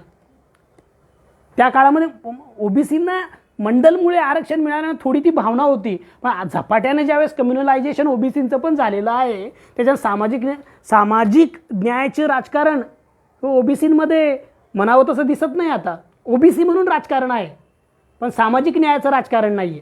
म्हणून ओबीसींचा जो राजकीय सिद्धांतर आहे मंडल टू कमंडल याचा एक मोठा दीर्घ एक प्रवास राहिलेला आहे. आणि म्हणून अलीकडच्या काळामध्ये विशेषतः नागपुरात देवेंद्र फडणवीस यांनी जे भाषण केलं मराठा आरक्षण मोर्चाला प्रतिक्रिया ते म्हणते ओबीसी आणि भटकी विमुक्त हा बीजेपीचा DNA ते नुसार राजकीय स्टेटमेंट नाही आहे म्हणजे कधी काळी BJPला बामन बनियांची पार्टी म्हटलं जायचं, ते आता काय म्हणतायत, BJP म्हणजे OBC आणि भटकीमुक्त हा आमचा DNA. हे नुसतं एक पॉलिटिकल स्टेटमेंट नाही आहे, त्याच्यामागे काहीतरी एक मत आहे. आणि मराठा वर्चस्वाला धक्का देण्याचे संघाने भाजपने प्रयत्न केलेले, शिस्तशीर प्रयत्न केलेले, ते माधव या पॉलिसीतनं आणि पुढे मग वेगवेगळ्या पॉलिसीतनं. आणि त्याचं कारण होतं की जे मराठा वर्चस्व जे नावाची गोष्ट आहे, अलीकडच्या काळामध्ये प्रकाश पवार त्याला खूप चांगल्या पद्धतीने भाष्य करतायत त्याच्यावर. मराठा वर्चस्व होतं ते काँग्रेस सिस्टीममध्ये ऑपरेट होत होतं. पण ठिकठिकाणी जे पुढारी असायचे तर ते काँग्रेसचे असायचे आणि ते जातीनं मराठा असायचे. म्हणजे त्यावेळेस विरोधी पक्ष नसायचा, काँग्रेसचेच वेद, एक म्हणजे दादा इकडे अण्णा तिकडे आणि काँग्रेसचेच नेते, ते तसं असायचं. पण अलीकडे जसं एक झपाट्याने काय म्हणजे राजकीय विस्तार पण झाला, वेगवेगळ्या जात समूहांचा राजकारणामध्ये विस्तारही झाला, तर त्याच्यातनं एक समीकरण बदललं. आणि म्हणून BJPमध्ये बामन बनियांची पार्टी ही हळूहळू मराठ्यांना जर वर्चस्व धक्का द्यायचा असेल तर महारेतर दलित आणि OBC यांना हळूहळू केलं. शिवसेनेचा सगळा मेकॅनिझम महारेतर दलित आणि OBC आणि मराठा म्हणजे काँग्रेसचं वर्चस्वाला धक्का देत हळूहळू त्यांनी ते उभं केलं. अशा सगळ्या याच्यातनं आपल्याला OBCचं एक राजकारण उभं राहिलं. पण आता हे OBCचं राजकारण जरी उभं राहिलं तर याच्यामध्ये डॉमिनंट OBC जे आहेत तेच मात्र याच्यामध्ये आहेत. म्हणून ओबीसीचं वर्गीकरण करणं काळाची गरज आहे. कारण OBC एकीकडे खूप जमीनदार डॉमिनंट पण आहेत आणि काही OBC डायरेक्ट अस्पृश्यांसारखे पण आहेत. आणि त्या सगळ्या OBCंना एका याच्यामध्ये आपल्याला बसवलं गेलेलं दिसतं. म्हणून दलितांच्या समकक्ष परिस्थिती असलेले OBC आणि ठाकूर राजपूत यांच्या समकक्ष असलेले OBC एकत्रच आहेत. आणि म्हणून आरक्षणाचे जे फायदे घेतात, आता ते फायदे घेतात म्हणजे काय असं कॉन्स्पिरसी करतात आम्हीच घेणार आहेत असं होत नाही. पण ज्या पद्धतीने ते ऑपरेट होतं ते मेकॅनिझम, त्याच्यामध्ये OBCमध्ये संख्येनं जास्त, संपत्तीने प्रभावी असलेली जे जात समूह तेच घेतात. म्हणून काही मोजके OBC प्रवर्गातले लोक दिसते. आजही तुम्हाला असे टकारी कैकाडी हे झालाय का एखादा आमदार? नाही झालाय. साधा नगरसेवक व्हायचं असलं ते लोक म्हणा अरे आम्ही म्हणजे वर्षभर जरी आंदोलन केलंय तरी कोणी आमची दखल घेणार नाही. संख्या किती आहे? तर अशा काही OBC जात समूह आहेत की ज्यांच्यापर्यंत OBC आरक्षण काही जातच नाही. त्याच्यामुळे ती लोक राजकीय प्रक्रियांमध्ये नसतातच. आणि मग ते त्यांचे सुतार बाबा कशाला आपल्याला ते काय आपलं फर्निचर किंवा पारंपरिक काम कर अशी ती कामं करतात. म्हणून OBCचं वर्गीकरण करण्याची जी मागणी आहे ती अत्यंत महत्त्वाची आहे. पण ती करताना पुन्हा पारंपरिक जे सामाजिक न्यायवादी, आता इथे जो मुद्दा आहे, पारंपरिक सामाजिक न्यायवादी जे वर्गीकरणाच्या मागणीला विरोध करतात, त्यांचं म्हणणं आहे की हे मुळात सामाजिक न्यायाच्या राजकारणाला ध्वस्त करण्यासाठीचं राजकारण आहे. याच्यामध्ये एक शक्यता आहे का तसं राजकारण आहे का? आहे. कारण की एकूणच भाजपचं जे वर्गीकरणाचं राजकारण त्याच्यामध्ये ही पॉलिसी आहेच. इकडे माळ्यांना एकटं पाडायचं किंवा तिकडे यादवांना एकटं पाडण्यासाठी इतर नॉन डॉमिनंट OBCंना संघटित करण्यासाठी ही पॉलिसी आहे का? आहे. पण त्यांनी पॉलिसी अभ्यासातनं बनवली. OBCंच्या अंतर्गतच सॉलिडॅरिटी नाही की OBCंच्या अंतर्गतच काही जात समूह घेतात आणि ते काही जात समूह तर विशिष्ट पक्षाला आहे आणि त्या पक्षाशी आपला वैचारिक झगडा आहे, तर त्याच्यामुळे त्या जात समूहांच्या विरोधात असलेले जे OBCमध्ये जात समूह आहे त्यांना आपल्याकडे अट्रॅक्ट करायचं म्हणून OBCंच्या अंतर्गत वर्गीकरणाची मागणी ते करतात. ही जरी म्हणजे सामाजिक न्यायाच्या राजकारणाला तोडण्यासाठी एकीकडे दिसतंय हे बरोबरच आहे. पण ही मागणीच मुळात सामाजिक न्यायाच्या विरोधी असं मी व्यक्तिशः म्हणत नाही. मुळात उलट सामाजिक न्याय हा सर्व लोकांपर्यंत घेऊन जाण्यासाठी वर्गीकरणाची मागणी ही अत्यंत महत्त्वाची आहे. आणि जशी ही वर्गीकरणाची मागणी ही OBCंच्या अंतर्गत होते तशी ती शेड्यूल कास्टच्या अंतर्गत होते. आणि ठीक महाराष्ट्रामध्ये नव्हे तर भारतामध्ये सगळ्यात वेगवेगळ्या ठिकाणी वेगवेगळ्या राज्यांमध्ये काही अनुसूचित जमाती शेड्यूल कास्टमध्ये काही जाती या संख्येनं जास्त आहेत. शैक्षणिक वारसा आधीच असल्यामुळे त्यांचा थोडा वर्चस्व राहिलेला आहे अनुसूचित जातीच्या आरक्षणावर वेगवेगळ्या राज्यांमध्ये. तर तिथे त्या नॉन डॉमिनंट SC ज्या जमाती आहेत, SCच्याच नॉन डॉमिनंट, त्या सुद्धा म्हणतात की SCचं सुद्धा वर्गीकरण झालं पाहिजे. ही मागणी म्हणजे तत्वतः अत्यंत महत्त्वाची मागणी आहे. परंतु याच्यामध्ये एक प्रॉब्लेम काय आहे की वर्गीकरण करताना किती, म्हणजे समजा आता फॉर एक्झाम्पल वर्गीकरण करताना काही 4च SC मध्ये जाती नाही आहेत.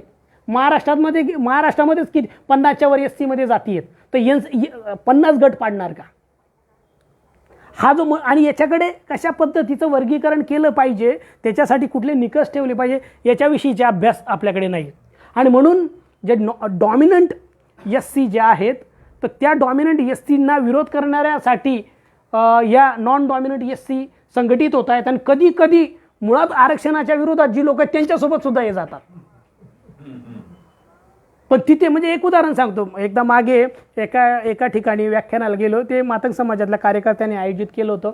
मला संविधानावर बोलायला बोलवलं. तर मी गप्पा मारत होतो, चर्चा चालू होती. एक मातंग समाजातला कार्यकर्ता आहे, तो मला सांगायला लागला. मी बोलताना अण्णाभाऊ साठे हे ते सांगितलं, तर त्याला वाटलं हाही मातंग समाजाचा आहे.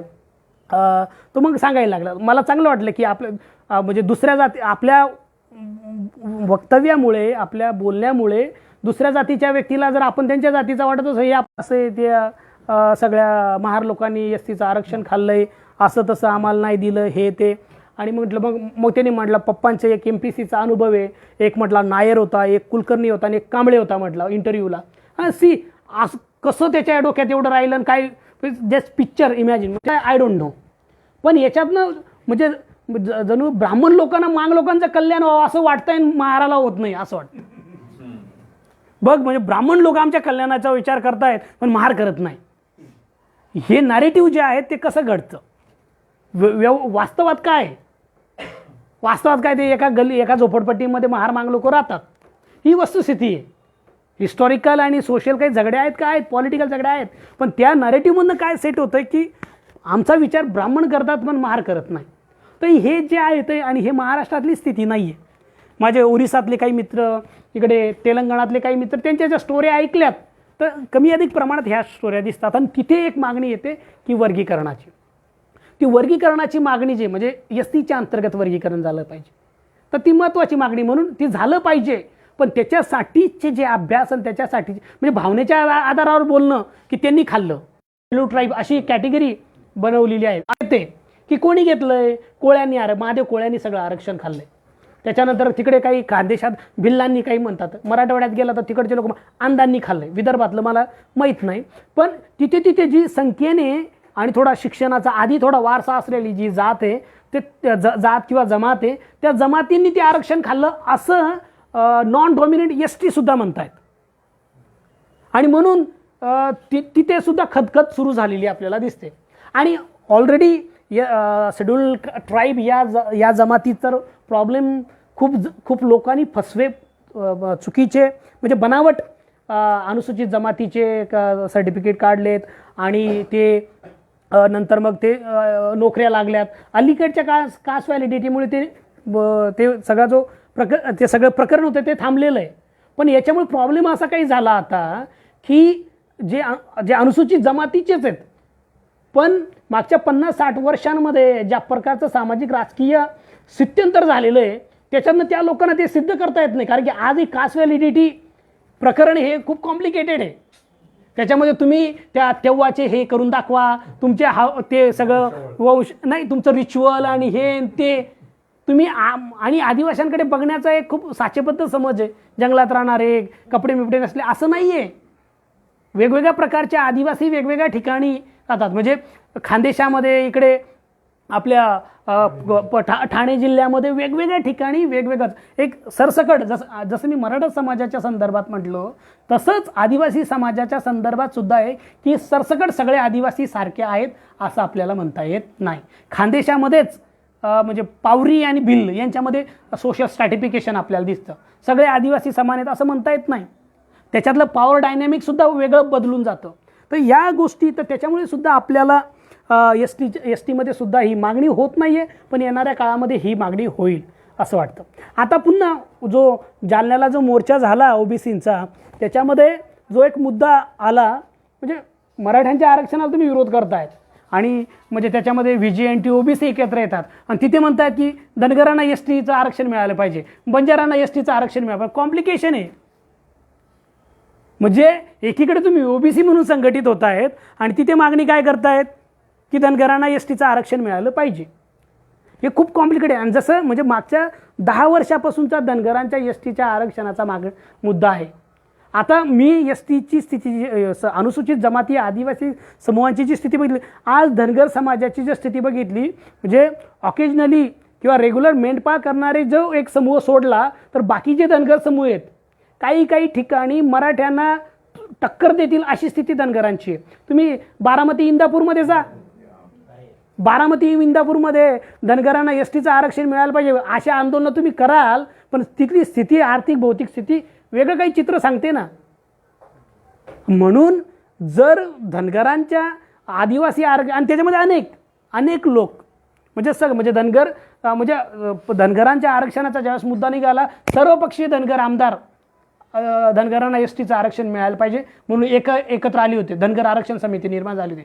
विद्वान, बुद्धिजीवी सगळे एक आले. सगळे आता इथे जात म्हणून तुम्ही एक येत आहेत, मग तुम्ही अभ्यासक आहेत, विद्वान आहात, विचार करणारे लोक, तुम्हाला ते फरक दिसतो की नाही? म्हणजे भिल्ल आणि धनगर, पावरी, कातकरी आणि धनगर याची सामाजिकदृष्ट्या तुलना केली तर चित्र दिसतंय स्पष्टपणे. आणि मग तुम्ही धनगर आरक्षण, धनगरांना आदिवासी आरक्षण द्या असं म्हणणार, ते कसं होईल? आता लोक मोठ्या पुन्हा मराठ्यांच्या नंतर म्हणजे ज्या 2-4 जाती त्याच्यामध्ये धनगरांची संख्या जास्त आहे, त्याच्यामुळे धनगर मोठ्या पातळीवर येतात. पण ते समाजशास्त्रीयदृष्ट्या होईल का? मग ते धनगर हे जो मुद्दा आहे त्या मुद्द्याच्या आधारावर हे सगळं लॉजिक पुढे जातं. आताची सध्याची सामाजिक आर्थिक स्थिती काय, आणि पुन्हा धनगर ही जात काही पुन्हा सरसकट नाही. धनगरांमध्ये अनेक पोट जाती आहेत, त्यांच्यामध्ये बेटी व्यवहार होत नाही. त्याच्यामध्ये काही जे समूह आहेत जे मेंढपाळ करतात, म्हणजे मेंढी पालन हा त्यांचा व्यवसाय, त्या म्हणजे धनगरांच्या अंतर्गत जो मेंढी पालन करणारा जो समूह आहे त्याची स्थिती इतर धनगरांपेक्षा वेगळी आहे, दयनीय आहे. शिक्षणामध्ये, स्त्रियांच्या सामाजिक आर्थिक उन्नतीच्या याच्यामध्ये ती वेगळी आहे, हे आपल्याला मान्य करावं लागेल. पण म्हणून सरसकट सगळे धनगर आदिवासी सदृश्य आहेत असं म्हणता येत नाही ना. मानवशास्त्रीयदृष्ट्या जर मेंढपाळ करणारे जे धनगर आहेत तर ते सिमिलर आहेत आदिवाशांच्या एकूणच वैशिष्ट्यांसोबत. पण जे स्थिर स्थावर झालेले धनगर आहेत त्यांचं जीवनमान आणि आदिवासी वेगळंच आहे. आणि म्हणून सरसकट बाकी आदिवासी मग मात्र जेव्हा धनगरांचा मुद्दा आम्हाला आदिवासी करा असा मुद्दा पुढे आला तर सगळे आदिवासी एकत्र आपल्याला झालेले दिसतात धनगरांच्या विरोधामध्ये, आणि त्याच्यातनं तो तणाव निर्माण झालेला आहे. ठिकठिकाणी अनेक आदिवासी नेते सुद्धा धनगरांना चॅलेंज करतायत. धनगर नेते आम्ही आरक्षण घेणार असं म्हणतायत. इथे राजकीय नेते अशा आंदोलनं करतात, चळवळी करतात, हे आपण समजून घेऊ शकतो, कारण की त्यांना राजकीय त्यांची वोट बँक बांधायची असते. मात्र त्या समाजातले बुद्धिजीवी, अभ्यास, विचार करणारे लोक यांनी शहाणं झालं पाहिजे. म्हणजे मला ते आचार्य विनोबा भावे म्हणजे राज्य संस्था आहे, त्या राज्य संस्थेचं नियंत्रण करणारं आचार्य कुल पाहिजे असे त्यांची मांडणी. म्हणजे विद्वानांचा असा एक समूह पाहिजे की तो राजकीय नेत्यांना सुद्धा हे करा. अलीकडच्या काळामध्ये त्या जातींच्या नेत्यांचे बटीक झालेले आहेत विद्वान. ही अत्यंत दरुण स्थिती आहे, वाईट स्थिती आहे. विद्वान बोलत नाहीत आणि ते सर्व जातींमध्ये आणि जमातींमध्ये आपल्याला दिसतात. आणि त्याला अनेक वेगवेगळे कारणं आहेत. तर त्याच्यामुळे मग हे कसं बोलणार? म्हणून मी सुरुवातीलाच म्हटलं ना, लोक बरं बोलतील, खरं कशाला बोलतील? खरं बोललंय तर नोकरी जाईल, जीवाचा धोका येईल, आई वडील, भाऊ बहीण, मुलगा मागा कुठेतरी धोक्यात येऊन जाईल, अशा सध्या स्थिती आहे. कशाला लोक बोलतील? मग नेमकं मग समाजामध्ये अभ्यासकांचं काम काय, विचार करणाऱ्या लोकांचं काम काय? म्हणजे गौरवीकरण करणं किंवा तुम्ही सुरात सूर मिसळणं हे काम आहे की आपण समाजाला काहीतरी दिशा, समाजाची काहीतरी चिकित्सा, समाज जर म्हणजे हे दादांनी म्हटलंय ते बहुमताला कधी कधी नाकारणं. बहुमत हिटलरच्याही मागं बहुमत गेलंच की. सगळे लोक ज्यावेळेस गेलेत ते ज्या पद्धतीने तिथे समूह झुंड, सगळ्या समूहाचं झुंडीत रूपांतर झालं ते काय होतं? म्हणून त्याला विरोध करणं हे आपलं कर्तव्य आहे आणि हे मात्र अलीकडच्या काळामध्ये आपल्याला दिसत नाही. आणि म्हणून याच्या छोट्या छोट्या जातींची जी आरक्षणाची आंदोलनं आहेत, म्हणजे ते या समूहामध्ये समाविष्ट करा किंवा दुसऱ्या समूहामध्ये आम्हाला समाविष्ट करा, यांची सुद्धा चर्चा आपण तेवढीच केली पाहिजे जेवढी आपण मराठा आरक्षण किंवा ओबीसी आरक्षण किंवा धनगर आरक्षण या मुद्द्यांची करतो. आता शेवटचा मुद्दा सांगतो आणि थांबतो. आरक्षणाची पुनर्रचना. आता हे अनेक वेळा काय, आता हे वेगळं आहे, काही लोकांना बाबा हे समर्थन पण करत नाही, विरोधही करत नाही, वेगळीच गोष्ट आहे. आणि मला वाटतं असं थोडं आपण जाहीरपणे बोललं पाहिजे. आरक्षण गरजेचं आहे का समाजाला? गरजेचं आहे, पण त्याची रिथिंकिंगसुद्धा आता केली पाहिजे. त्याचं कारण आरक्षणाची जी काही थोडीफार अंमलबजावणी जी झालेली आहे त्या अंमलबजावणीतनं एक वेगळ्या प्रकारचा सामाजिक आर्थिक बदल घडलेला आहे. तो बदल आपण समजून घ्या. म्हणून म्हटलं आरक्षण जरी दारिद्र्य निर्मूलनाचा प्रकल्प नसला तरी आरक्षणामुळे त्या समूहाची उन्नती जरी होत नसली तरी त्या समूहांमधल्या व्यक्तींची आर्थिक उन्नती होते आणि त्या समूहांमध्ये वर्ग निर्माण होतो. म्हणून आजची स्थिती ही खूप कॉम्प्लिकेटेड झालेली आहे. म्हणजे जाती आहेत आणि त्या जातींमध्ये वर्ग निर्माण झालेले आहेत आणि एका वर्गात अनेक जाती गेलेल्या आहेत. एक वर्ग त्याच्यात अनेक जाती आणि एका जातीत अनेक वर्ग, अशी कॉम्प्लिकेटेड स्थिती आहे. तर म्हणून इथे नुसतं जातीचं लॉजिक लावून किंवा सगळे धनगर, सगळे माळी, सगळे मांग असं हे आत्ता आपल्याला ह्या मुद्दा मार्गदर्शन करू शकत नाही. कॉम्प्लिकेशन खूप निर्माण झालेलं आहे. म्हणून जातीत जे वर्ग निर्माण होण्याची जी स्थिती, म्हणजे मी आज अशी अनेक कुटुंब आणि असे अनेक फॅमिली दाखवू शकतो. SC-मध्ये, ST-मध्ये, OBC-मध्ये 70 वर्ष झाले त्यांनी आरक्षणच घेतलेलं नाही आहे. आणि असे काही कुटुंब आहेत की ज्यांनी 3-4 पिढ्या घेतलेल्या आहे. मग आता या SC-तल्या किंवा या ST-तल्या किंवा या OBC-तल्या लोकांना आपण एकत्रच मोजणार का? म्हणजे मागच्या वर्षी एक PSI असलेल्या व्यक्तीची सून ST कॅटेगरीतली, ती एकदा PhD करायची म्हणून ती एकदा आलेली. तर ती म्हटली मला आदिवासी लोकांविषयी अभ्यास करायचा आहे. म्हटलं मी जायते तिथे फील्ड वर्क करा. आणि मुळात ती आदिवासी होती. तिची भाषा कशी बदलली, कारण तिचे सासरे हे PI होते, ती शिकलेली, तिचे आईवडील नोकरदार, आणि तिला आता आदिवासींविषयी अभ्यास करा. पण तिची जी भाषा आहे ती मी आदिवासी आहे असं ती म्हणत नाही आहे. वारू सोनवणेने अलीकडे जे आदिवासी संस्कृतीविषयीचं, समाज संस्कृतीविषयी जे पुस्तक लिहिलं आहे त्याच्यामध्ये त्यांनी मांडलेलं आहे की आदिवासींमध्ये मध्यमवर्ग निर्माण झालेला आहे, दलितांमध्ये मध्यमवर्ग निर्माण झालेला आहे. आता हा जो मध्यमवर्ग आणि वर्किंग क्लास, म्हणजे आजही रोजंदारीने काम करणारा दलित, रोजंदारीने काम करणारा आदिवासी आणि त्या समाजामध्ये निर्माण झालेला मध्यमवर्ग, यांना एकाच याच्यात आपण मोजणार का? नाही मोजणं पाहिजे. त्याच्यामध्ये काहीतरी आपल्याला फारकत करावी लागेल, त्याच्यामध्ये काहीतरी आपल्याला विभागणी करावी लागेल. आहे बरोबर, पण ती OBC-मध्ये आहे. आता अलीकडे ती SC-च्या अंतर्गत लावण्याची चर्चा आहे. पण क्रिमिनल लेअरचं पुन्हा भानगड ही आहे की लोक सर्टिफिकेट कसे काढतात,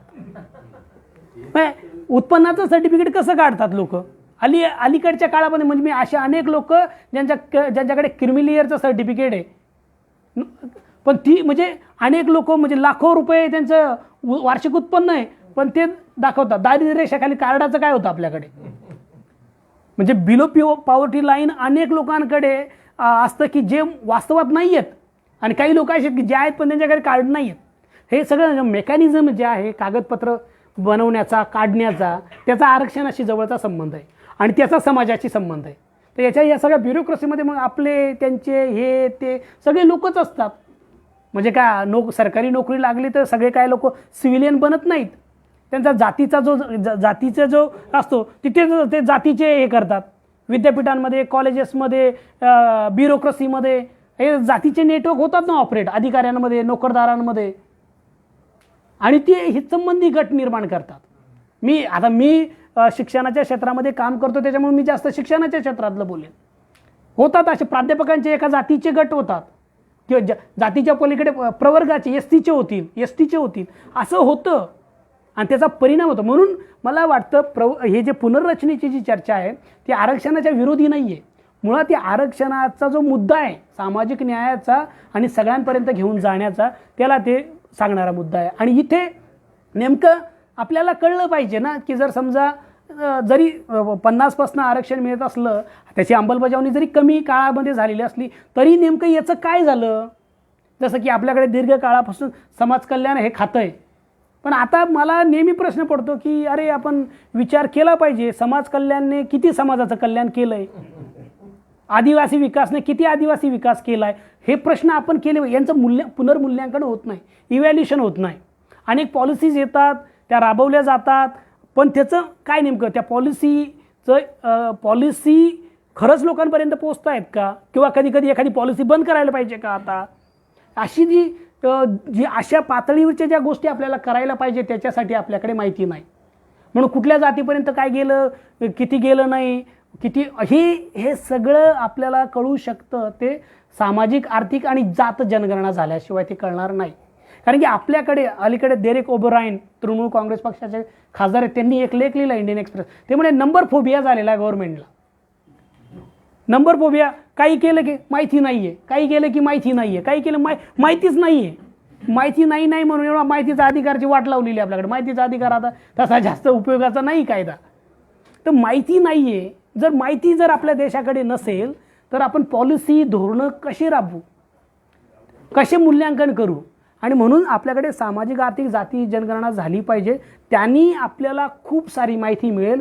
त्या माहितीतनं आधीच्या पॉलिसींचं पुनर्मूल्यांकन करता येईल, नवीन पॉलिसी ठरवता येतील, आणि नेमकी आपलं सामाजिक आर्थिक स्टेटस काय हे लोकांपर्यंत कळेल. आता याच्यातनं काही धोके आहेत. काही लोक म्हणतात अरे याच्याने जातीवाद वाढेल. अशा म्हणणाऱ्या लोकांचा गैरसमज आहे की ऑलरेडी जातीवाद नाही आहे.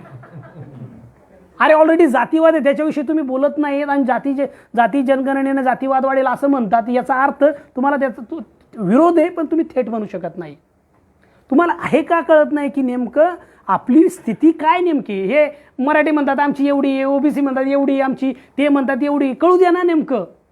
आपल्याकडे एक्झॅक्ट संख्या नाही आहे, त्याच्यामुळे सगळे हवेत गोळीबार होतात. आणि त्या हवेत गोळीबार, मग हे डॉमिनंट आहेत, ते नाहीच आहेत. पण जोपर्यंत आपल्याकडे संख्या नसेल, त्याची सांख्यिकीय माहिती नसेल, सामाजिक, आर्थिक, ते आपल्याला समजून घेता येणार नाही. कळू द्या लँड होल्डिंग किती आहे, सगळ्याच मराठी जमीनदार आहेत का, तुम्हाला कळेल. काय दिसेल, नॉन मराठ्यांमध्ये जमिनी दिसतील का, तेही कळेल.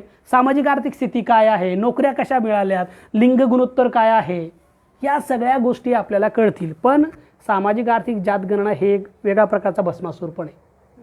हे पण मी सांगितलं, मी त्याचा कट्टर समर्थक आहे. ते झालं पाहिजे असं माझं मत आहे. पण त्याच्यासोबत ते अनेक नवीन प्रश्न निर्माण करणार आहे की ते फेस करायला आपली तयारी आहे का. कारण की त्यांनी कदाचित जुनं जे सामाजिक न्यायाचं राजकारण त्याला धक्का बसेल, एक वेगळंच काहीतरी तुम्हाला करावं लागेल. आणि अलीकडच्या काळामध्ये त्याच्याविषयीची गंभीर चर्चा होत नाही. काँग्रेस पक्षाने थोडं आम्ही जातगणना करू अशी भूमिका घेतल्यानंतर आता सगळी लोक थोडी मोठ्या प्रमाणात मानायला लागले, आणि काँग्रेसने हे थोडं वेगळ्या पद्धतीने पुन्हा अलीकडच्या काळामध्ये मी काँग्रेस पक्षाची जी सामाजिक आर्थिक जातगणनेविषयीची जी भूमिका आहे ती पुन्हा पारंपरिक जी सामाजिक न्यायापेक्षा थोडी वेगळी आहे, थोडी ॲडव्हान्स आहे, थोडी डेव्हलप झालेली आहे. तर त्या मागणीविषयीची खूप जास्त समाजामध्ये चिकित्सा झाली पाहिजे. त्याच्यात काय म्हणजे त्याच्यातले जर तर काय असतील या सगळ्या गोष्टी बघितल्या पाहिजेत. त्या सगळ्या बघितल्याशिवाय आपल्याला हा जो सामाजिक आरक्षणाचं जे राजकारण आहे त्याचा जो पेच आहे तो समजून येणार नाही. आणि म्हणून हे सोपं नाही आहे. सामाजिक आरक्षणाचं राजकारण हे काही काळं पांढरं नाही आहे, ते खूप गुंतागुंतीचं आहे. आणि आपल्याला सवय मात्र काळं पांढऱ्यात बघण्याची लागलेली आहे. त्याच्यामुळे आपण बरं चूक, मराठे वाईट की चांगले, ओबीसी वाईट की चांगले याच्यात अडकतोय, त्याच्यातनं सुटका नाही. तर म्हणून मला वाटतं की काळं पांढऱ्याच्या पलीकडे जाऊन आपण जोपर्यंत जात नाही तोपर्यंत आपल्याला भविष्य नाही आहे. धन्यवाद. थँक्यू. एक महत्त्वाचा मुद्दा असा आहे की जन्मापासून मृत्यूपर्यंत जात नाही जात आम्ही ऐकत आलो. सगळ्यात गंमत आहे की जातीची कट्टरता किती असते की लोक धर्मांतरित झाले, ख्रिश्चन झाले, मुस्लिम झाले, बौद्ध झाले, पण जाती सुटल्या नाही. अनटचेबल्स नावाचं एक तासाची हे डॉक्युमेंटरी आहे. त्याच्यातनं धर्मांतरित शीख लोकांचं तिथं परत एससींचे गुरुद्वार वेगळे आहेत, ख्रिश्चनांमध्ये म्हणजे शेड्यूल ट्राईब्सचे चर्चेस वेगळे आहेत. म्हणजे आपण हिंदू